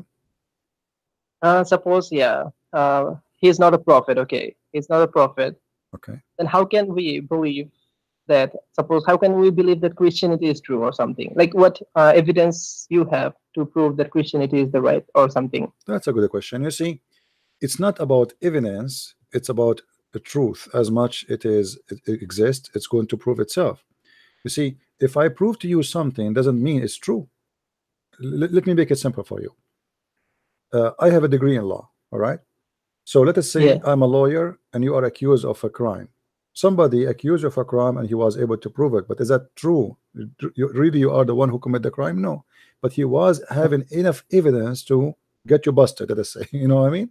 So they can get two fake witnesses and then you are convicted with the crime, correct?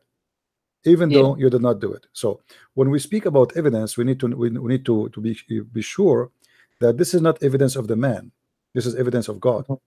Otherwise, men, they can fabricate evidence. As you heard, you yourself, they told you many stories, and you notice that they are lying just to make people believe, correct? Right. So they are using fake evidence to make you believe in what they call the truth. Now, God don't approve that, the true God. So what Jesus said, from their fruits you shall know them. In order to know who is Jesus, you go and examine his fruits. So go and read the Bible, the New Testament. That is easier for you to read because it's not involved history, or it's about Jesus talking, teaching, his wisdom. Examine his fruits, examine who is he, what he was about, and then you do not need a Christian Prince to prove to you who is Jesus. Jesus himself will prove that to you.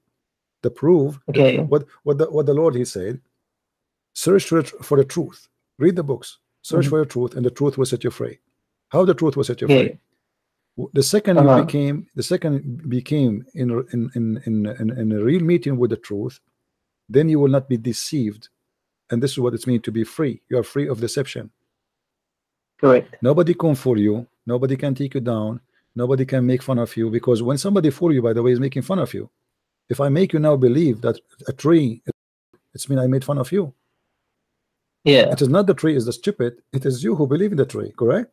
So correct. So you make fun of yourself by not discovering the truth. So in Christianity is totally different from Islam. You have to investigate and you have to check it out yourself, and you need to find the truth, and the truth will set you free. And the truth, according to the Bible, is Jesus. Now, how me as an Arab who grew up in an Islamic society, who hear Quran, so you wake up in the morning, Allahu Akbar, you open the TV, Muhammad is the best of mankind.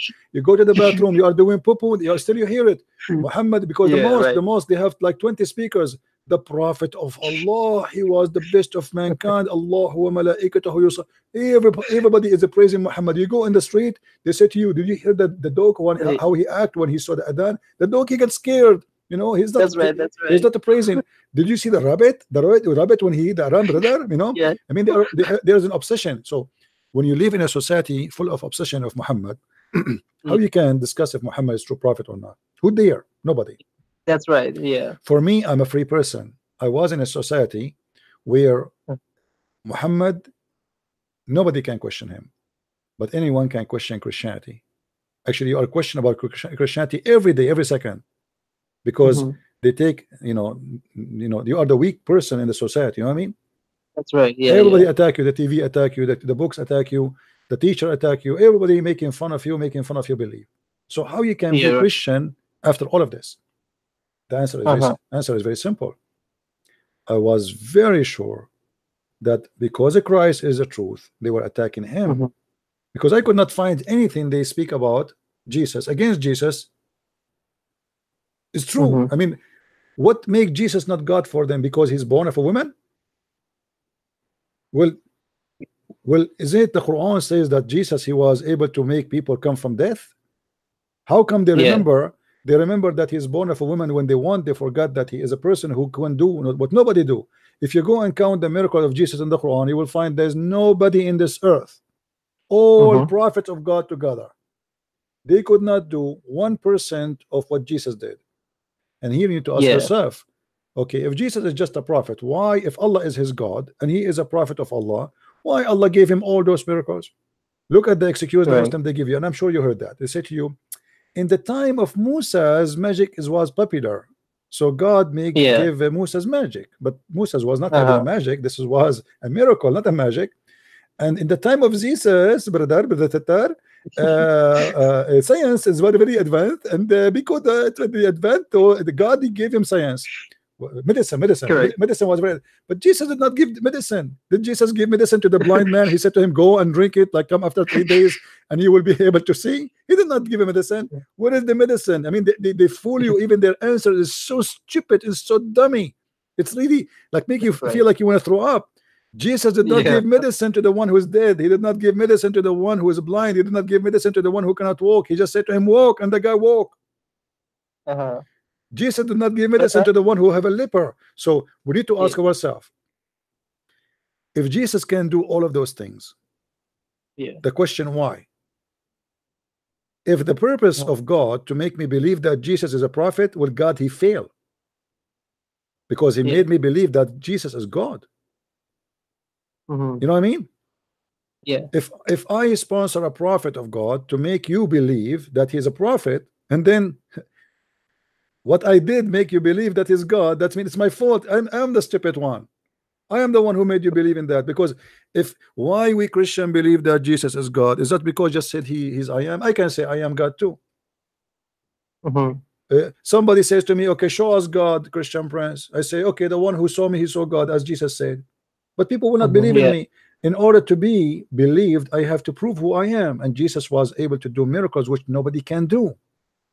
And the miracle we speak of fit with the ethic he have, you see, because it's not just an ability of doing something, it is the ethic he teach. It's a wonderful, amazing, beautiful ethic. Love your enemy. After 2,000 years of Jesus, can you find somebody saying love your enemy? Nobody. Those who speak about human rights, speak about what's wrong, what is, nobody can say love your enemy. Nobody will love the enemy. It's impossible to love the enemy unless can I add a question here? Go ahead. Please? Suppose you said Jesus said like love your enemy.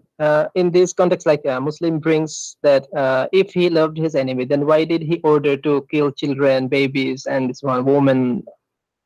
Explain that. Okay, you see, the Muslim they shoot themselves in the foot right away when they say they, because my friend, isn't it the God of Islam, the Muslim, they believe that God he did the flood of Noah? Okay, why he killed the children and the women and etc. If the God of Islam is justice, God he gave life, and God he can take life. You see, when we say kill, it's not really too much accurate as much as was we are giving back what God he gave us. God he created us, he take us back. And at the same time, God is about justice, which means if you die and you are not let us say accused of a crime, still you will be in heaven. So you're not really dead. You see, when a child he die, even if a child is a Muslim child, he is 1 month old, he die, according to the Bible, he will go to heaven because he commit no crime. He commit no sin. He did not do anything wrong. So death here does not mean your end. And those are enemies. The Jews are trying to survive. The enemy are killing them, and the Jews are fighting back. So we need to look at that atmosphere at that time. What happened? The Jews are not fighting to kill. The Jews are fighting to survive. The enemy is killing them. The Jews, they've been captured. They've been enslaved. The whole nation been enslaved. We need to look at the time they are living in, and then we understand what's happening. So in order to make to this God of the Jews a bad God, then we have to look and see if they are the only one who practice war. And if we say to the Jews, don't practice war, do you think they will exist? No, they will kill them. The enemy, they are everybody taking everybody down. So we talking about people live by the sword and everybody die by the sword. You know what I mean? Yeah. So in order to judge what is right, what's wrong, we have to go back on time and see what was going on there. The whole nation of Israel being enslaved twice. How those people they can survive? Yeah. You know, and in the same time, if killing babies and children, as they say, making God evil, well, the God of Islam, he did the same. The Muslim believe the Muslim believe, hold on, my friend. Do the Muslim believe in Sodom and Gomorrah? Yes. Okay. Is it about God? He burned cities. Can you explain? Can you repeat again, please? You know, there is a story in the Quran and a story from the Bible about a nation who they became homo. You know, they are like. Oh yeah. So God, he burned the cities, correct? Correct. Yeah. Okay, the cities have children too. Uh-huh. So how they question something they themselves they believe in? Hypocrisy. But according to them, they'll tell like, yeah, that's God who did, not it was not an order. So why Muhammad he killed too? Muhammad he killed. If you go in the Quran, let me go to the Quran. The Quran praise killing children, not only teach killing children. Any child you suspect that he will leave Islam, like you, even if you are a child, should be killed. If we go in the Quran, let's see. You meant that story or Moses? Yes, Moses and Al-Khadr, you know.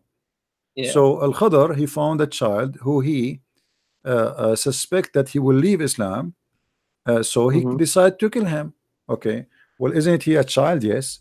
What is a crime? He did not commit the crime yet. You see, at least those are the sons of the enemies, and the enemies are killing their children. The Jews, they believe in the law, eye for an eye. This is the justice. You kill my children, you know, why my children deserve to die, your children deserve to live. You know, so, and actually they do that because the enemy do that to them. They kill their children. You see, in the old days when they attack a place, they come and they kill everybody to be sure that the children would not grow up and seek revenge for their parents. Yeah. Because okay, he's a child now, but tomorrow he's a man, right? So they used to do that with the Jews. They used to go and attack them and kill them. And the Jews, in order to survive, you know, the purpose is not killing. The purpose is defending themselves. In the same time, we are not justifying the war, but the war, it happened for a reason. Nobody want war. The Quran itself, in chapter 5, verse number 21, it says that Allah is the one who ordered the Jews to go and kill the Palestinians. And because they refused to kill the Palestinians, Allah, he punished them and he made them lose their way to in the desert to go to Jerusalem, or to go to the Holy Land. Here in front of us, the same story, chapter 18, verse number 74. So why it's okay in the Quran to go and kill the Palestinians, but in the Quran, if you ask them why it's okay to kill the Palestinians, they say to you, well, at that time the Palestinians, they were not believers, so it's okay to kill them. You know what I mean? Okay. The double standard. Yeah. But this is not really the reason why the Jews and the Palestinians they were in war. Not because they are believer and disbeliever. Yes, they are disbelievers. And yes, there is a war. Let us say those people believe in something and those people believe in something else, but there is a war already happening between them, and the other party is attacking them. They attack them, they kill them, they rape their women, etc. So the war, it's not happening because I like to come and kill you. The war is happening because you are coming and you are killing me. In the story in the Quran, if you go to chapter 5, verse number 21.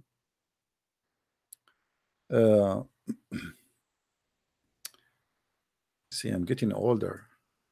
Not old, older. If we go in the Quran, this is chapter 5, verse number 21. Allah, he is ordering the Jew to attack and assault the ones who live in the Holy Land. If we ask the Muslims, what is the purpose of this attack? It says here in the Quran, Allah assigned the land for you, which means here it's not those people attacking the Jews, it is the Jews attacking them. Correct. Okay. Well, those people are not people. They aren't a human. They have family and they have children.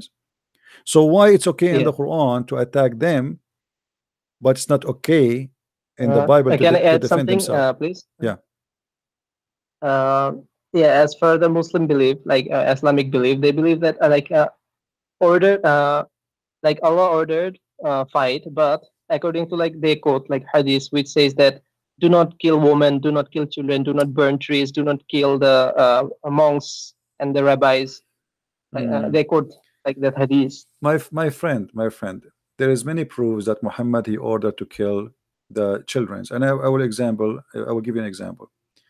When the Muslims attacked the Jews in Khaybar,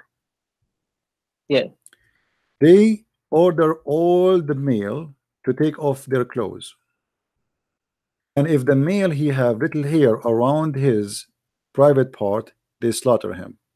That's mean you are a child, my friend. All right, and I can find you the hadith right now as we speak. Let us see. So there's a guy, he was reporting why he was not killed, simply because when they ask him, the Muslim, they attack his tribe, they ask him to take off his clothes, and because he don't have hair around his private part, he survive. That's mean they kill all the kids. You know what I mean? Okay, can you please? Yeah. Let us see. I'm trying to find it.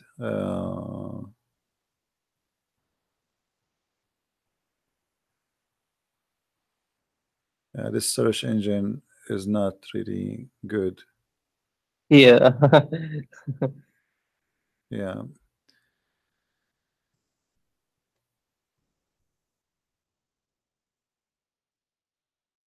Let us see.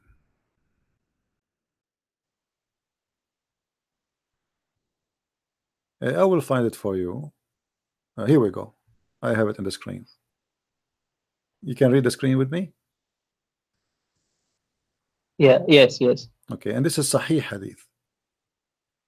Look what it says. I was among the captives of Bani Qurayza, and the companions examined us, and those who had begun grow their hair in the private part area were killed. Do you see it? Yes. Okay, that's mean they are children. So they lie. And this is Sahih Hadith.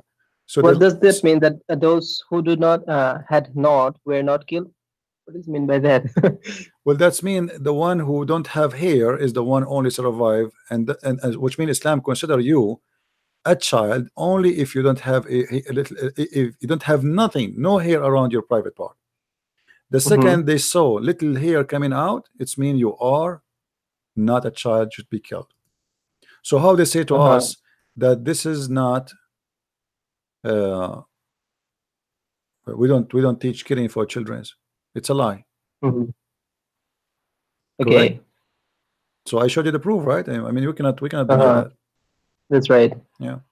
But what they say is like the Bible. But they claim that the Bible says that kill the babies. Is it true? You see, it's better if you show me the verses and we can answer based on the verses, because simply, you know, every story have different different interpretation and different. Because as an example, like a man, he says God destroy their children, kill their babies. This guy is praying. It's a prayer. It's not something happened. You know what I mean? So you need to bring me those examples. However, how they can question that if they themselves they are doing that? Same time they came to Muhammad and they said to him, during the attack we are killing children. He said, which means there are rihum. He said wahum minhum, which means they are from them. So kill them. So what? You can kill them.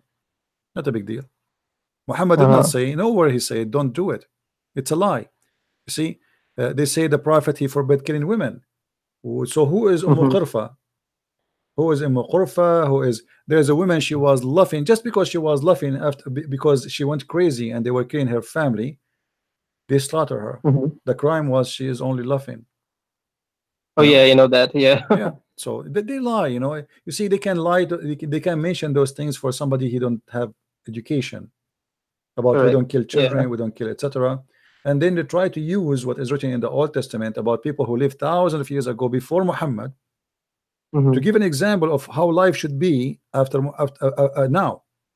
But they don't ask themselves why Muhammad he do what nobody should do at the time. You see, the world was going forward. When when Muslims have a law, the others don't have a law. There's a few nations have what is called law, like the Assyrian they have a law, the Jews they have a, but very few nations they have really something called law. So we are talking about a time where nobody have rights. The rights is done by the sword. The one who is strong, he take the money of the poor.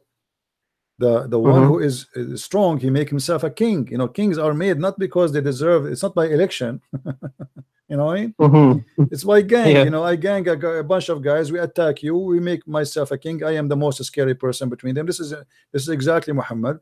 And then I make everybody pay me. And here we go. I will have a palace.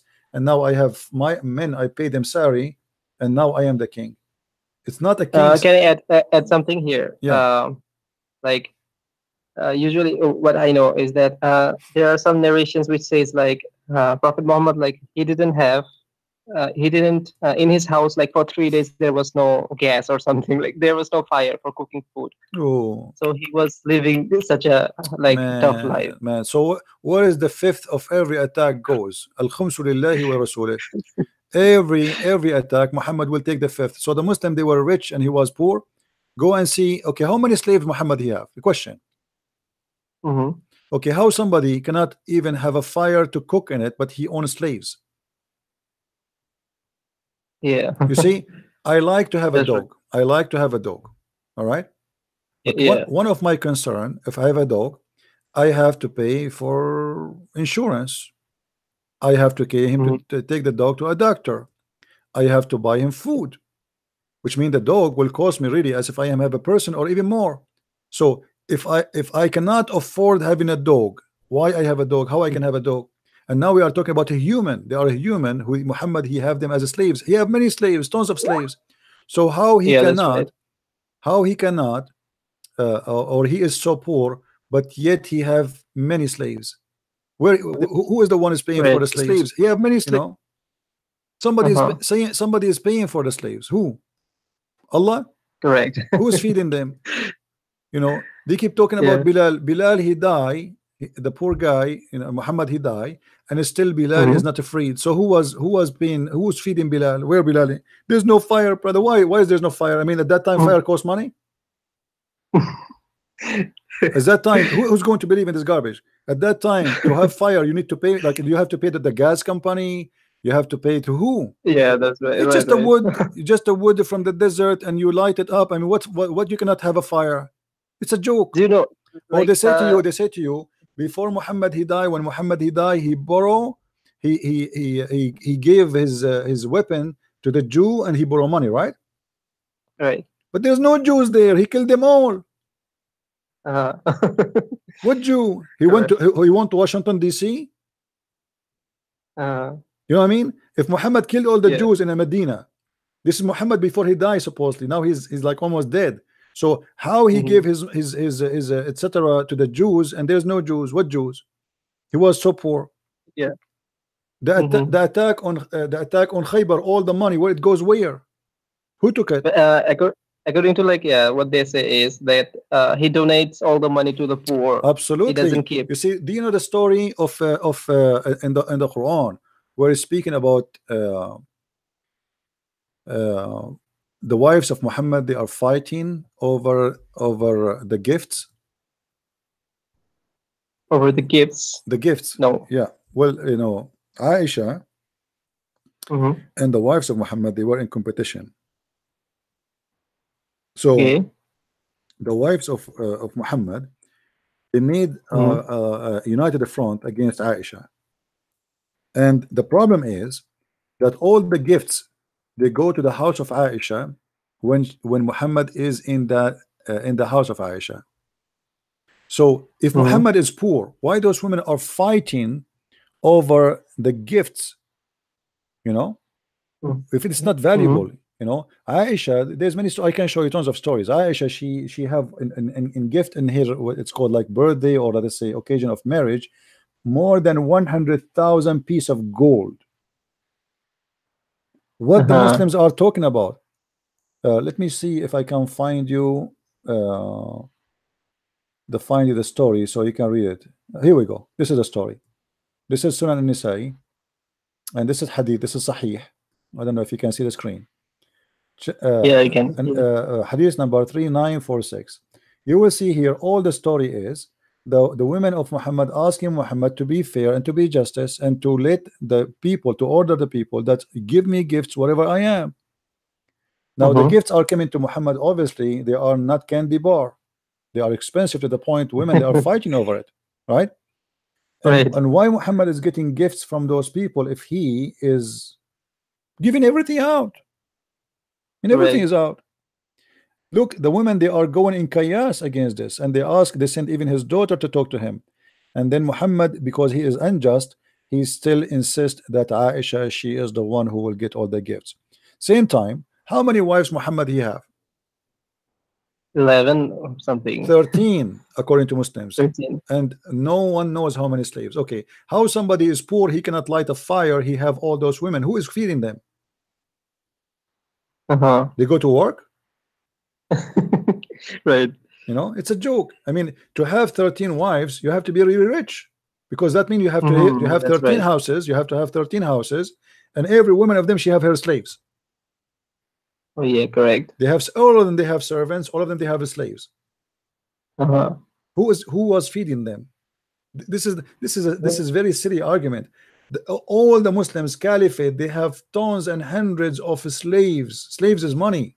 Slaves is money. You know, it's not just, it's a property for them. So how they can say Muhammad was poor? Yeah, he was poor, yes, before he married Khadija. After he married Khadija, he became rich. He married an old woman just for the sake of her money. After that, he started attacking the caravan. And where is the money goes? So why Muhammad in the Quran says the fifth of every attack goes to the Prophet? Even the Quran says before you go to meet with the Prophet, you have to give charity to the Prophet in order to speak to him in a private consultation. Yeah. Okay, you are speaking to me in a private consultation. Did you pay me? No. So I am not a prophet. I don't claim the ethic of a prophet of God. But here we go. I'm sitting with you, spending all this time, and I'm not charging you, and did not ask you to do charity before you talk to me. All those people who they are listening to me, I did not go and say, hey, if you want to talk to me, this is the only those who will give me money, I will talk to you. What kind of a prophet? So when they say to you Muhammad was a poor, it's a pure fat lie. Yeah. You know, Muhammad, as an example, this is how much money he have. Do you know the story about Abu Sufyan? Can you tell so that I can recall? Bani Umayyah, Muawiyah, you know, Abu Sufyan, the one who Muhammad he bought him to convert to Islam. Okay. You don't know the story? Okay. No. According to the story, according to the many Islamic reference, that he gave each one of his family 100 camel to convert to Islam. How somebody is so poor can give 100 camel to a man? Each one of them. Correct. And 4 ounces of gold or silver, etc. So where is the money is coming from? Where Muhammad is getting the 100 camel for each? It's a theft. Correct. And as long Muhammad is the one who can order to give, it means he's in control of the money. You know what I mean? Yeah. So Muhammad is poor, but yet the poor guy, he can give me 100 camel, which will make me imagine in the time of Muhammad 100 camel. That's priceless. That means they are very rich. Oh yeah. Can I add something here, please? Yeah. As they say, like that time when he was like donating like this, he had like saying something called like Baitul Mal. From there, he was like when he was government or something, he was like leading the people in Medina or something. Yeah. That time he had something called Baitul Mal. From there, Baitul Mal, my friend. But who is the one in control of Baitul Mal? Muhammad, right? Yeah. And now this is not donation. Who said this is donation? Muhammad is buying somebody to believe in him, so he will join him in the war. And this is again proving to us that Muhammad is a false prophet, because if he is a true prophet, why he need to buy someone to believe in him? He pay him money. He knew that they don't believe in him. He knew that they are not believers, and I will give them money and they will join me Islam, simply because if I have his name, it's like, you know, so today I say Trump, he became a Muslim, and look how many countries in the world they would be scared, like what, you know. So I will send a lot of money to Trump. I will send him 100 camel. I know Trump, he don't care for me. I know he don't believe in me, but because he is very important, he's very he's a warrior, he's a scary man. So I will pay him money in order to be superior, to make more money, because Muhammad, he will not stop there. He's paying a guy who will go and war with him. You know what I mean? The purpose is not, the investment is bigger than this. I will give 100 camel, but yet I'm going to use him and use his family and use his people so they can go with war with me, and I will make more money. So I will get back the 100 camel. Don't worry. Right. You know, but by giving the 100 camel, I scare the Arab, because now I have this guy with me, and I will make more money, because even if he don't go with me in war, just by saying he is believing in me now, people, they will be fearing him.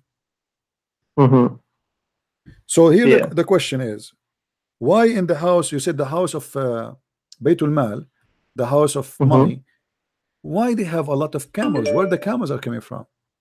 You know, that's right. How big the budget became, to point we have hundreds of camels are not owned by anyone except Allah. Where the camels are coming from? This is the theft from the attacking of the Bani Qurayza. There's a story about Kanzu bin Nuzayr. I don't know if you heard of it, where Muhammad, he got a guy, he's a Jew, and they heard that he's rich, and he hide the money of Bani Nadir.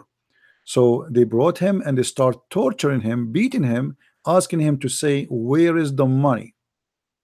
And at the end, they found some of the money, but they could not find all of it, and they killed him still.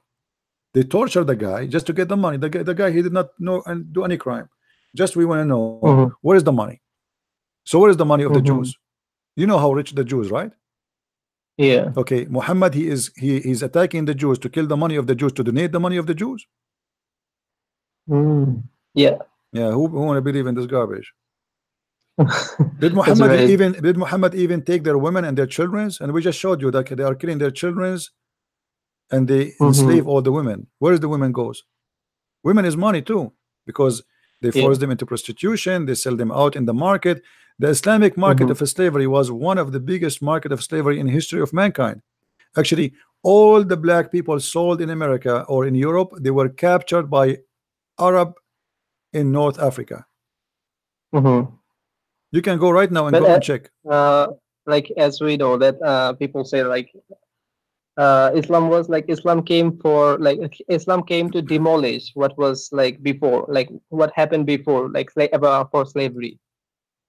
My friend, Islam approves slavery and encourages slavery and acknowledges slavery and make it part of its part of it. Because if Islam is against slavery, why Muhammad he owns slaves? And why Muhammad he says, let me show you something. You see, people, they have different reading and different understanding. When somebody free a slave, what is the purpose of a freeing slave in Islam? Do you know? To get reward. Get reward from who? From God? Yeah, from God. No, actually, it's not true. Look what it's happened. When you free a slave, it's a penalty in Islam. It's not a reward. Read with me carefully, please. Okay. If you read the chapter 4, verse number 92, as an example, it says that if a man is a believer, he killed a believer. In the case of mistake, let us say it's not a murder, but it happened. So then you have to free a believing slave. A believing slave. Notice with me here, it's a believing what? Slave. Why the Muslims they have a believing slave? You know what I mean? Yeah. Okay. Not only that. You see, here is speaking about something very, very, very important. That's if a believer kill, the penalty of killing is a freeing the slave. It's not a freeing slave for no reason. It's a penalty. Because you did that, now I'm going to punish you. The Arab, they are so crazy about their slaves. They love to own slaves. So now to prevent them from killing each other, the Muslims as Muslims, you know, I will say to them, okay, if you kill a believer, look what will happen to you. Even if it's by mistake, I will make you free a slave. So the Arab will say, oh no, I'm not going to do that. You know? So it was it was not for the benefit of the slave, because the slave still will be slave. Because he free him, Muhammad, he will slave him again. And there's many stories. I can show you tons of stories where people, they free their slaves, Muhammad, he take them to slavery back. So here is not a reward because Muhammad is against slavery. The Muslim, they say to you step by step, but Muhammad is still on a slave, and he orders slavery, and he captured people and he made them slaves. So how you are fighting slavery, but yet you are owning slaves and making more slaves? There is a caliphate, his name is Harun al-Rashid. I don't know if you heard of him. He have 10,000 belly dancer women in one palace. 10,000 just for belly dancing. Those are just for belly dancing, you know, which means they are beautiful women, very beautiful, just for sex and for belly dancing and for fun. So where is the slavery is demolished in Islam? If you go, there is a book, it's called Muwatta Malik. I'm sure you heard of it. Go and search in it and search about slavery. Unbelievable. You can touch the slave ass, you can check her vagina, you can lift her dress to look. Umar al-Khattab, he beat a woman because she was covering her top, because a slave is not allowed to cover herself. I mean, it's disgusting. This is which chapter? All of Muwatta, go to Muwatta Malik and search for slavery. Just type slave. Go there, you will find endless. You know, the price of a slave, the value of a slave. If a man kill a slave, is you know, it is the most stupid thing ever you can imagine. Disgusting. All of Islam is based on slavery, and until now, the only countries who don't sign the law against slavery is Islamic countries. Did you hear which countries now they own slaves? Libya, Saudi Arabia, Emirat, Bahrain, Qatar. Okay, why we don't have slaves in UK, in USA, etc.? You know, but why does like Muslim scholars, like they say that slavery is ended already, like you cannot own a slave? Where it's ended? It's not ended. This is a lie. Is it is it ended? Is it ended by Islam? That do you have a, can he show us one statement in the whole Quran? It says free the slave and never own slave. The Quran confirmed the opposite. The Quran confirmed the opposite, you know. So all these things they say, it's absolute lie. And why Muhammad he owned slaves? You see why? Okay, Jesus, he never owned slave. How many slaves Jesus have? 0. How many slaves Peter have? 0. How many slaves the apostle of Jesus have? 0. How many slaves Abu Bakr have? Many. Umar have? Many. Muhammad have? Many. I mean, all of them. So they are against slavery, but they are owning slaves. That's right. If you are against slavery, if you are, in my head also. If you are a decent man and you are against slavery, like it's like saying don't smoke and cigarette in your mouth. You know, you're obviously making fun of yourself and making fun of me. So they have slaves under their hands, and they are speaking. They are trying to tell us that Islam is against slavery. Well, the one who don't have a slave is Jesus.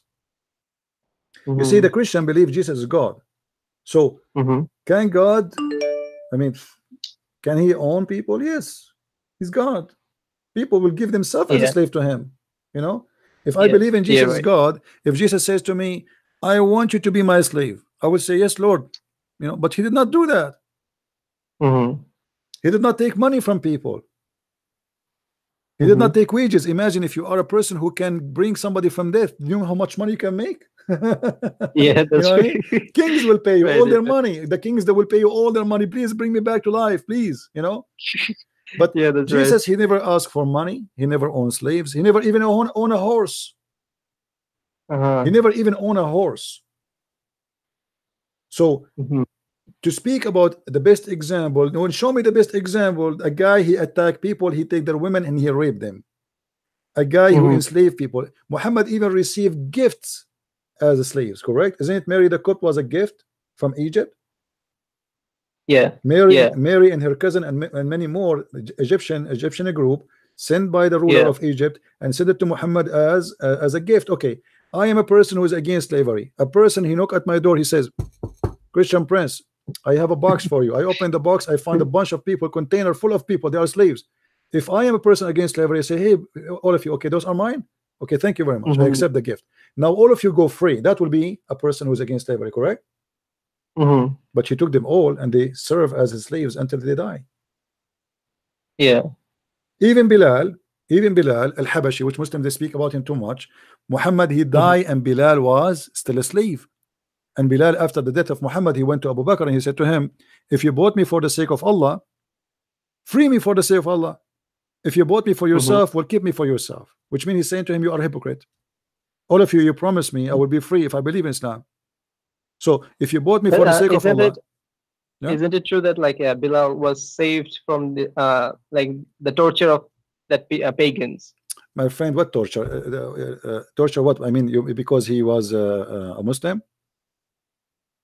Because he was a Muslim. You know, it's a story. It's possible. I don't know. It's possible, but that will not change the fact. Okay, he was tortured by the pagan. Why don't you release him? Correct. I mean, the guy who was tortured just because he believed in you, let him go. Make him free. Don't he deserve it? So after he's being tortured, still you make him slave? Yeah. That is making it even more horrible. If a person he believe in me that I'm a prophet and because of that somebody is torturing him and yet I keep him as a slave, that's mean I am the one is torturing him. Because nobody like to be slave. Yeah. You know, if you imagine somebody take your freedom from you, it's mean you cannot even go to the bathroom without permission. Right? So what kind of life this life is? This is a real torture. And you know, additional to that, even the heaven of Islam teaches slavery, because in heaven of Islam there's 80,000 women, they are waiting for you naked just to be they're made for you to be sex slaves, and there's 80,000 little child who they are going to serve you according to Muhammad. So heaven of Islam is heaven of slavery. And heaven of slavery and the child abuse, because those are children's. If we ask any Muslim, do you like to be one of those 80,000 children, they will say no. Hypocrisy. So what kind of God to make one person happy, he will enslave 160,000 a human being just because I prayed for him 5 times a day and I say shahada? So my friend, I'm glad that you left Islam, but if you, for me, before I go for today, I would like to invite you to accept my Lord, my Savior. You don't accept, this is your the choice. But for me, but for me, I've been ordered to be a fisherman for good, to bring you, to save you, and to tell you the truth. I invite you, my friend. You are a very smart person. You are an intelligent man, and you don't fit in such a cult.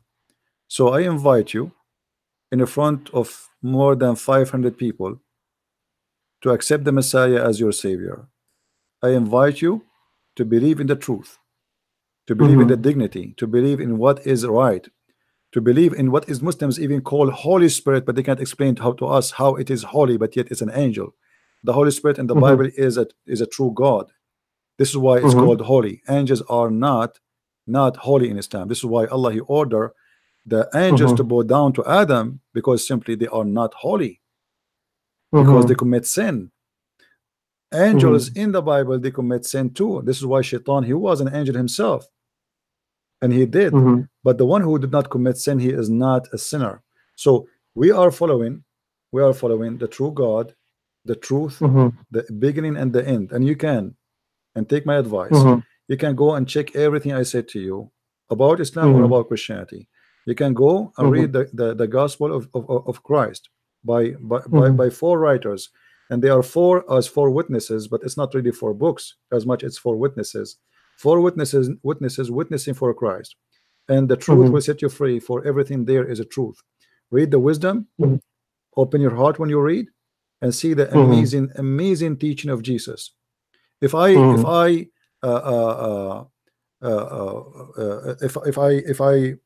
read for you Jesus speaking to people, and I try compare between what Jesus say and what Muhammad say, I will not be able even to get close. I mean, it is far away from anything we can compare. If we go as an example, just as an example, if we look of Jesus speaking in the mountain, in the crowd, I want to play for you this, and I want you to think carefully, and you please listen with your heart, not only with your ears, and you tell me what you think. Matthew 5. And seeing the multitudes, he went up into a mountain, and when he was set, his disciples came unto him, and he opened his mouth, and taught them, saying, Blessed are the poor in spirit, for theirs is the kingdom of heaven. Blessed are they that mourn, for they shall be comforted. Blessed are the meek, for they shall inherit the earth. Blessed are they which do hunger and thirst after righteousness, for they shall be filled.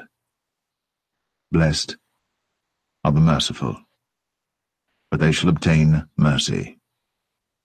Blessed are the pure in heart, for they shall see God. Blessed are the peacemakers, for they shall be called the children of God. Blessed are they which are persecuted for righteousness' sake, for theirs is the kingdom of heaven. Blessed are ye, when men shall revile you and persecute you, and shall say all manner of evil against you falsely, for my sake. Rejoice, and be exceeding glad, for great is your reward in heaven, for so persecuted they the prophets which were before you. Ye are the salt of the earth. But if the salt have lost his savour, wherewith shall it be salted? It is thenceforth good for nothing, but to be cast out, and to be trodden under foot of men. Ye are the light of the world. A city that is set on an hill cannot be hid. Neither do men light a candle and put it under a bushel, but on a candlestick, and it giveth light unto all that are in the house. Let your light so shine before men, that they may see your good works, and glorify your Father which is in heaven. Think not that I am come to destroy the law or the prophets. I am not come to destroy, but to fulfill.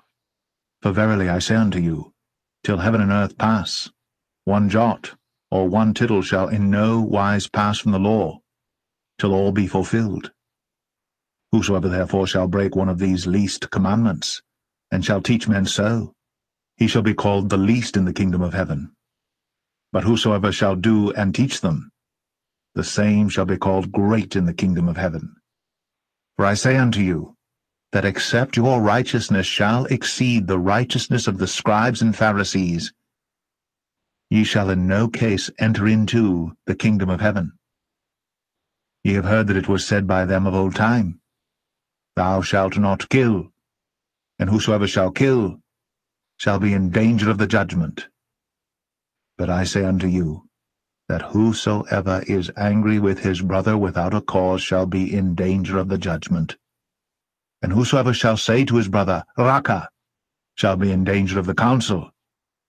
But whosoever shall say, Thou fool, shall be in danger of hell fire. Therefore, if thou bring thy gift to the altar, and there rememberest that thy brother hath aught against thee, leave there thy gift before the altar, and go thy way. First be reconciled to thy brother, and then come and offer thy gift. Agree with thine adversary quickly, whilst thou art in the way with him, lest at any time the adversary deliver thee to the judge, and the judge deliver thee to the officer, and thou be cast into prison. Verily I say unto thee, thou shalt by no means come out thence, till thou hast paid the uttermost farthing. Ye have heard that it was said by them of old time, Thou shalt not commit adultery. But I say unto you, that whosoever looketh on a woman to lust after her hath committed adultery with her already in his heart. And if thy right eye offend thee, pluck it out, and cast it from thee.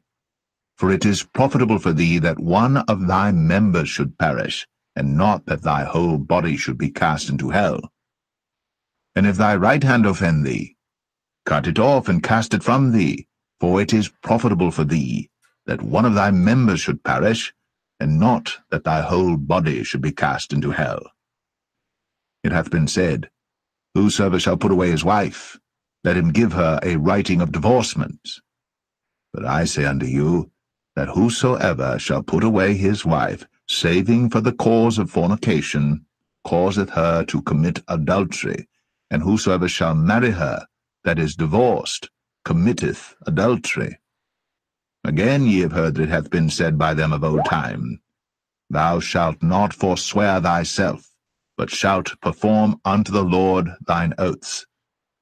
But I say unto you, swear not at all, neither by heaven, for it is God's throne, nor by the earth, for it is his footstool, neither by Jerusalem, for it is the city of the great King.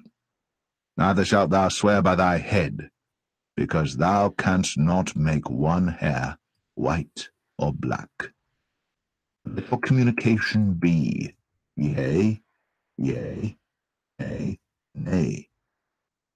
Whatsoever is more than these, comes from evil. Ye have heard that it hath been said, An eye for an eye, and a tooth for a tooth. But I say unto you, that ye resist not evil. But whosoever shall smite thee on thy right cheek, turn to him the other also. Any man will sue thee at the law, and take away thy coat, let him have thy cloak also. And whosoever shall compel thee to go a mile, go with him twain. Give to him that asketh thee, and from him that would borrow of thee turn not thou away. Ye have heard that it hath been said, Thou shalt love thy neighbor, and hate thine enemy. But I say unto you, love your enemies, bless them that curse you, do good to them that hate you, and pray for them which despitefully use you and persecute you, that ye may be the children of your Father which is in heaven, for he maketh his sun to rise on the evil and on the good, and sendeth rain on the just and on the unjust. For if ye love them which love you, what reward have ye? Do not even the publicans the same? And if ye salute your brethren only, what do ye more than others? Do not even the publicans so? Be ye therefore perfect, even as your Father, which is in heaven, is perfect. Amen to that. Be perfect like your Father, who is perfect in heaven. Love your enemy, bless them, those who curse you, those who persecute you. If you love the one who loves you, what reward have ye? Everybody do that. To be my followers, you have to love those not only who loves you, you have to love even those who hate you. This is the message of my Lord, my friend, and I invite you to accept him as your Lord and as your Savior. I have a question here. Can I ask? Sure. The message, okay, the message what you played was beautiful, but why do you think that the majority of the Christians doesn't follow that or make do opposite of this? Okay, well, you see, my friend, you cannot judge Christ by me. You know, people, they are sinners. There's people, there's a Christians who they are wonderful, and there's a Christians that are Christian by name. That's why we told you, we believe you have to be reborn again. When you say Christian, what do you mean Christian? You mean America? Yeah, that's right. America is not a Christian. I mean, there's a Christians, there's not a Christians. As you see, there's people, they support gays, they support lesbian, they hate, you know. So don't judge this way, my friend. This is have nothing to do with the Christians. The word Christian is not someone. Jesus said, "Not everyone says to me, Lord, Lord, will enter the kingdom of my Father, but the one who do His will." So we don't say Shahada like Muslims, and that will make us Christians. We don't believe in such a garbage. If you believe in Jesus, you follow him. You don't do what Jesus said don't do. You don't do the opposite, and then you claim to be Christian. You don't go and kill and steal and do all kind of disgusting things, and then you say I'm a Christian. So you can say God, God, but God will say to you, as Jesus said, depart away from me, I do not know you. Even those they claim they make miracle, they say we made miracle in your name. He said, you did not do it for me, you do it for your glory. So the wisdom of the Messiah is beyond imagination. This is very, very deep. It's not just love your enemy. If you think about it, this is solution for all mankind to live better. If I love you and you love me as a brother, even though I do not know you, even though you are a Muslim, you know, even you're a Muslim, I'm being ordered to love you. Why? Because this is the best way for mankind. It's for my benefit and for your benefit. Love will bring love, will not bring hate. The Quran in chapter 5 verse 14, it says Allah will spread hate and enmity between mankind, between the Christians, sorry. Okay? Yeah, right. Yeah. Okay, what is that will do? I mean, is that going to fix us? No. That's disgusting. But look what Jesus said here. He is asking us to be the medicine of the land, the medicine. Which means if the whole land is full of hate, then where's love? Love is gone. So be the love in this earth. Go and spread your love and teach people how to love. Be the best example of love. So even those who hate you, they might learn from you the value of love. They will kill you, they will persecute you. It's not going to be easy. Imagine I'm going to convince you are Taliban or ISIS, and now I will convince you that I love you. You know what I mean? It's like Mission Impossible. But still you have to go and continue in that message. For love will be victorious. Love is going to be victorious, and love is God. So I invite you to follow the message of love, not the message of somebody he called himself a Christian Prince. I am not the one who presents Jesus. Who said to you I'm a guy can even speak in his name? I'm no one. You know, a human being is a sinner. You see, the Bible says God is not a man who lie. The Muslim, they say to us, well, God, he said God is not a man. No, it says God is not a man who lie. Jesus never lie, he never commits sin. He came to us as a man, but still he is the only one who's perfect. This is why all of us, we need salvation. So in order to judge Christ, don't judge Christ by me. Who am I? Can I speak for his name? Can I speak for his wisdom? Can I speak for who was he? You want to judge him by his fruits. Here we go. This is the Messiah. Go and read everything about him. See how many crimes he commits. See how many adultery he did. See how many how much money he stole. How many tribe he attacked to take their money. You know, this is not true. It's not exist. Right. The Messiah is an amazing person. And you can find things against me as a person. You can say, oh, Christian Prince, you did lie before. Everybody, there's nobody can claim that he never lied, correct? Did you notice with me here, Jesus said, if you look at, it says, it's been said to you, don't do fornication. And then he said, if you desire a woman in your eye, you did that by your heart. So fornication now is making it harder. Right. He's making it harder on us. Even desiring a woman by your heart is a fornication. But the Quran says the opposite. It says illa al-lamam. You remember? Illa al-lamam. Al-lamam, they asked Muhammad, what is al-lamam? It's about a guy, his name is Nabhan al-Tamar. He came to Muhammad. He said a woman, she came to me to buy fruits, the pond fruit, you know, the ajwa. So I said to her, get inside. And he said to Muhammad, I did with her everything the man do except intercourse. Muhammad, he said to him, don't worry. And she said to him, she's married. He said to him, don't worry. Obviously her husband is doing jihad, don't worry. This is lemam. But the guy, he kissed her, he touched her private part, he have orgasm. Just because he did not have intercourse, it's okay. You know, you see the huge difference between the ethic. A woman, she is married. Muhammad himself, he went to his own son and he flirted with his wife. Right? He flirted with, and then later he slept with her. We have the Messiah saying, don't even think of to wish a woman she is not yours. So it is just one page, not a book I just presented to you. That's right. You cannot find anything wrong there. I mean, it's more than perfect. It's so beautiful. So why I will not accept to follow the Messiah?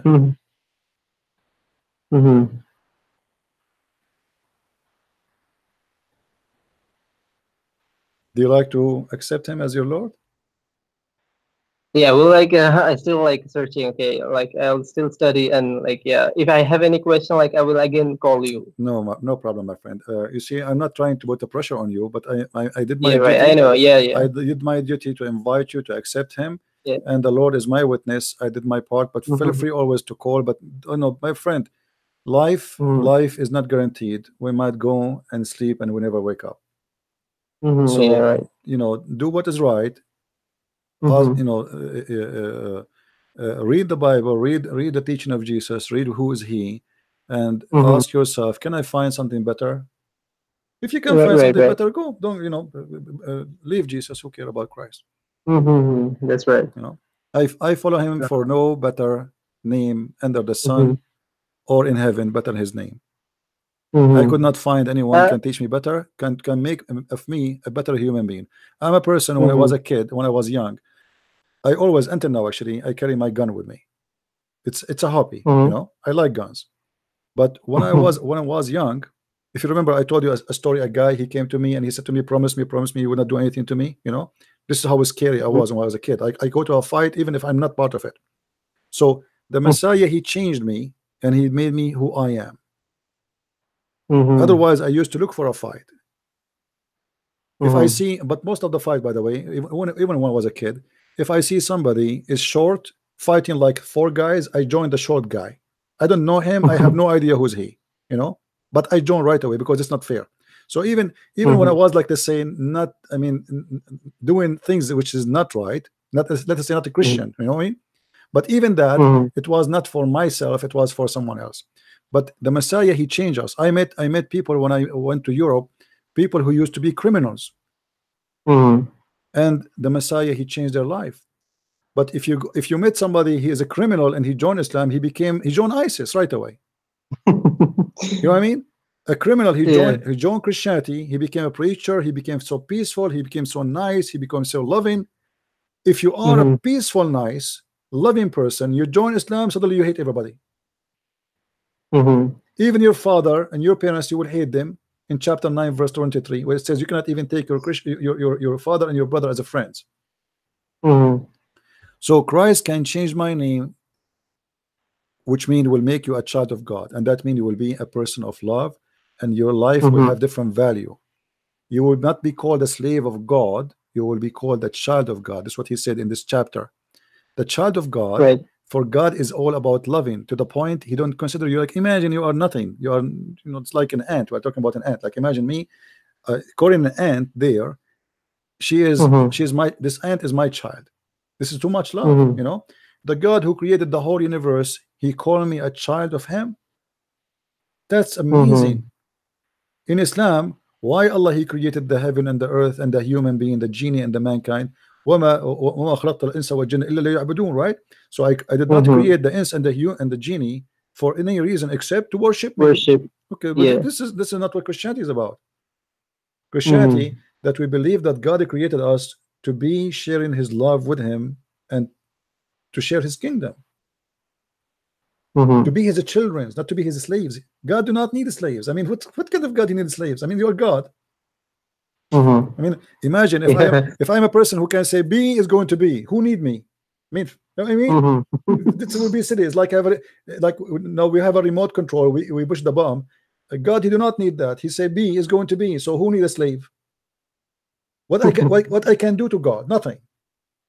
What I would do? Farming. I would give him money. I would give him gold or silver. This is funny. Or do jihad for him? Well, why God don't do jihad for himself? Go and fight. You know, go and fight. You kill them. If they are kuffar, they are najis, kill them. Can't you do it? Islam make you believe that you are fighting for God, right? Christianity make you believe that you are loving for God. If you belong to me, you love them. If you don't, stay away from me.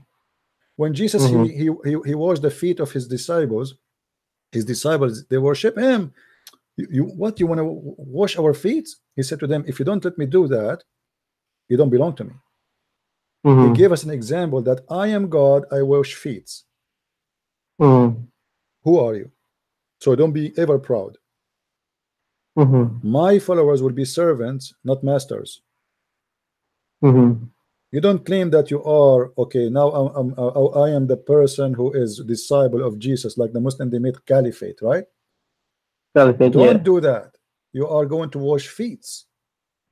You will be the most humble. I am your Lord. He did not do it because it's fun to wash the feet of somebody, but he wanted to show them that if you cannot do what I am, you cannot belong to I am. Jesus always explained himself. God in the Bible, he is I am. He explained himself as God by saying I am. So you want to belong to me, you have to do who I am. I am the humble, I am the loving, I am the giving, I am the merciful, and I prove it every second. Even when Jesus in the cross, he said, Father, forgive them. Forgiving who? The Jews, who they are killing him. They don't know what they are doing. Imagine you are in the cross, still you are spreading love. He is worried about the Jews, and I believe it's more than just a, because he want to tell us, don't hate the Jews, because I'm as a Christian. Oh, the Jews, they killed Jesus, I'm going to go and have war with them, right? But if Jesus now said in the cross, forgive them, Father, well, Jesus forgive them, that's it, story is over. Right? He was on the cross, still he's worried about them. He want to save them from their own hands. Even the Jews, they were screaming, his blood in our hand, his blood is in our hand. He was saying, forgive them, Father, they don't know what they are doing. So he spoke of love and he proved it. Imagine I'm crucifying you, putting nails in your hands, and you are worried about me and say, God, forgive Christian Prince. That's amazing. There's nobody will do that. You will be cursing me, will make God kill you, make I hate you, and you're in pain, suffering. But do you know the story of Taif, like when the Prophet was going to the three kings to give them like invitation? Yeah, well, this is you mean the letter he sent, or when he went? No, he went the first time he went to Taif. Yeah, he went to a Taif, and they did make fun of him. And one of the guys there, he said to him, "If you are there's nobody left to be a prophet from the Arab except you." Yeah, right. Yeah, and then they did beat him supposedly, and Muhammad did not go back to Mecca until his wound because they humiliated him. But the problem here in this story, why the Arab rejected Muhammad to that point? I mean, what's wrong with him? You see, they did not consider him for a second to be a prophet. Even, you know, the story that his uncle, the one Muhammad he grew in his house, he refused to accept Islam, right? Right. Yeah. Okay. Why the man who you grow in his house is the last one to believe in you? I will tell you why. Because he know me most. You know what I mean? If you are married to a woman and she live with you, she sleep with you in the same bed or next to you or in the same house, or a brother, he's your brother or your sister, who know them more than your family? Who know you more than your family? Nobody. So his uncle rejected him, for he knew he is not what he claimed. Even Muhammad says, convert to Islam, convert. If the guy is dying, still he don't want to do it. Which means he was convinced 1,000,000% that Muhammad is a false prophet. Yeah. But as the narration says that that guy, like Abu Talib, right? Yeah. That guy, like he had pride, like he won't accept because he have some pride or something. Well, what pride have to do with the you see, if I have a pride, my friend, if I believe that you are a prophet, I'm going to go to hell. The second I believe in you're a prophet, that's mean if I don't believe in you, I will go to hell, right? Right. So are we saying pride? And the guy is dying anyway. I mean, after 2 minutes he's dead. What pride? You know what he will lose? I mean, what he will lose? He will lose a job. He's dead. You know what I mean? It's like saying to me, okay, well, if he convert to Islam now, they might fire him because he was working there. The guy is dead, is dying. You know, he's in the bed of death. And Muhammad is saying to him, say shahada, just say shahada, just say shahada, man. Come on, say shahada. The guy, he don't want to do shahada, and he refused to say shahada.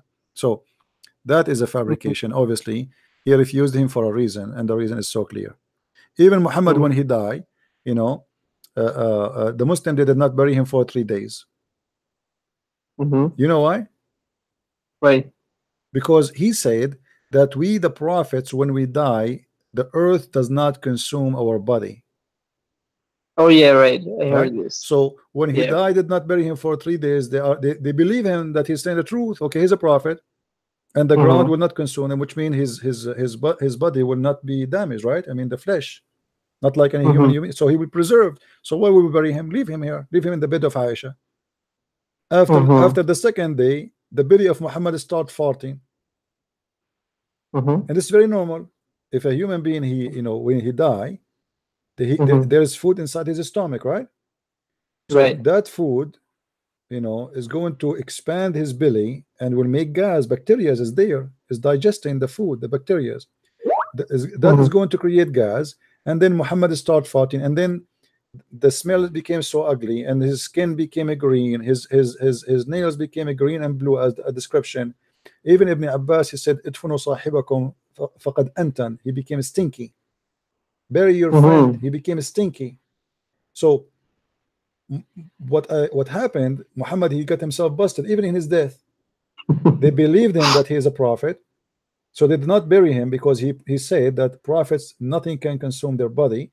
And then after 3 days he stink to the point they could not even wash him or even change his clothes. They bury him with his clothes because they cannot even take it off. His skin is demolished. And in the same time, you ask yourself, what 3 days? Can you please find me that hadith, please? Let us do it some other time, my friend, because really I need to go. Sure. I have something to do. But promise me you will call me again. I enjoy talking to you. Sure. You are a nice person. I'm happy to have you here, and may the Lord guide you to the truth. Thank you, my friend. Thank you too. All right, guys.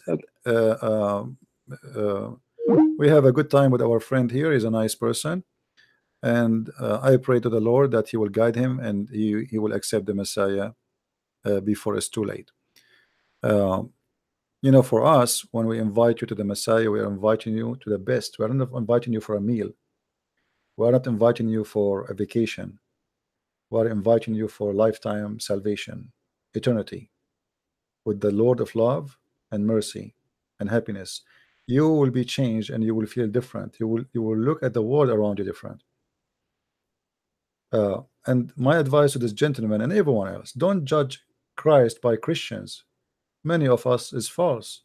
Many of us is sinners. Actually, all of us are sinners, not many. So how you can judge the good God by the sinner human?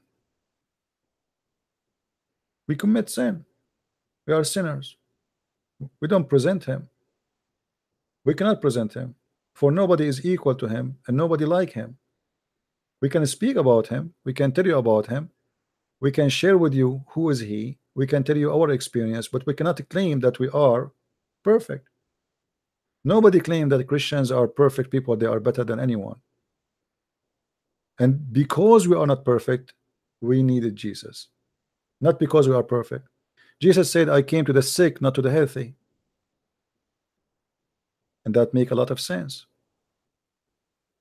If you are healthy, you do not need a doctor. You are healthy. I don't even remember when last time I went to a doctor.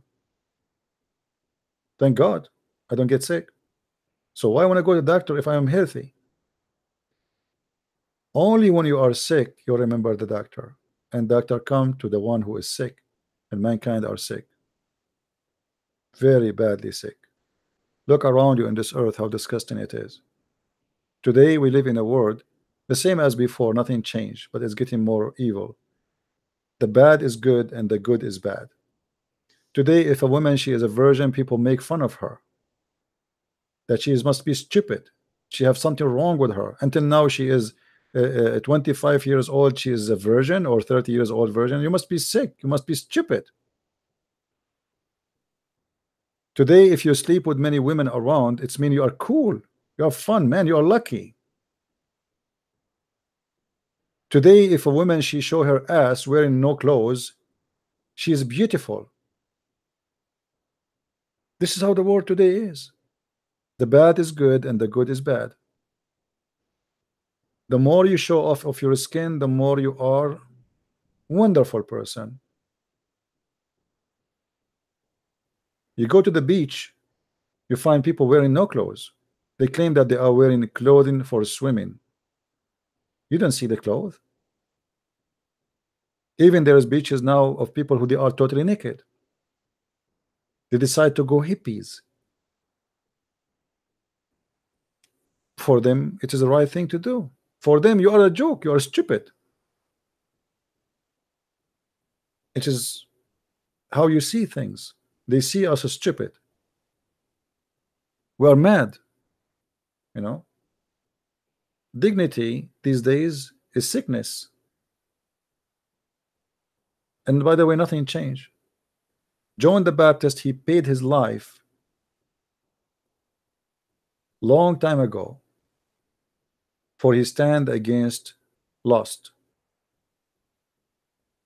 So nothing changed. It was the same. Names change, date change, years change, languages changes, but people is still the same. They always give reasons, their own reasons for bad things they do. We justify war, we justify killing, we justify abortion, we justify rape, we justify fornication, we justify theft. We justify because simply justifying things make us feel better. It's like drugs. You fool yourself. Why this guy here rape a woman? Like I heard a Muslim saying, well, if a woman she wear a skirt, she should not blame herself to be raped, and she is inviting, etc.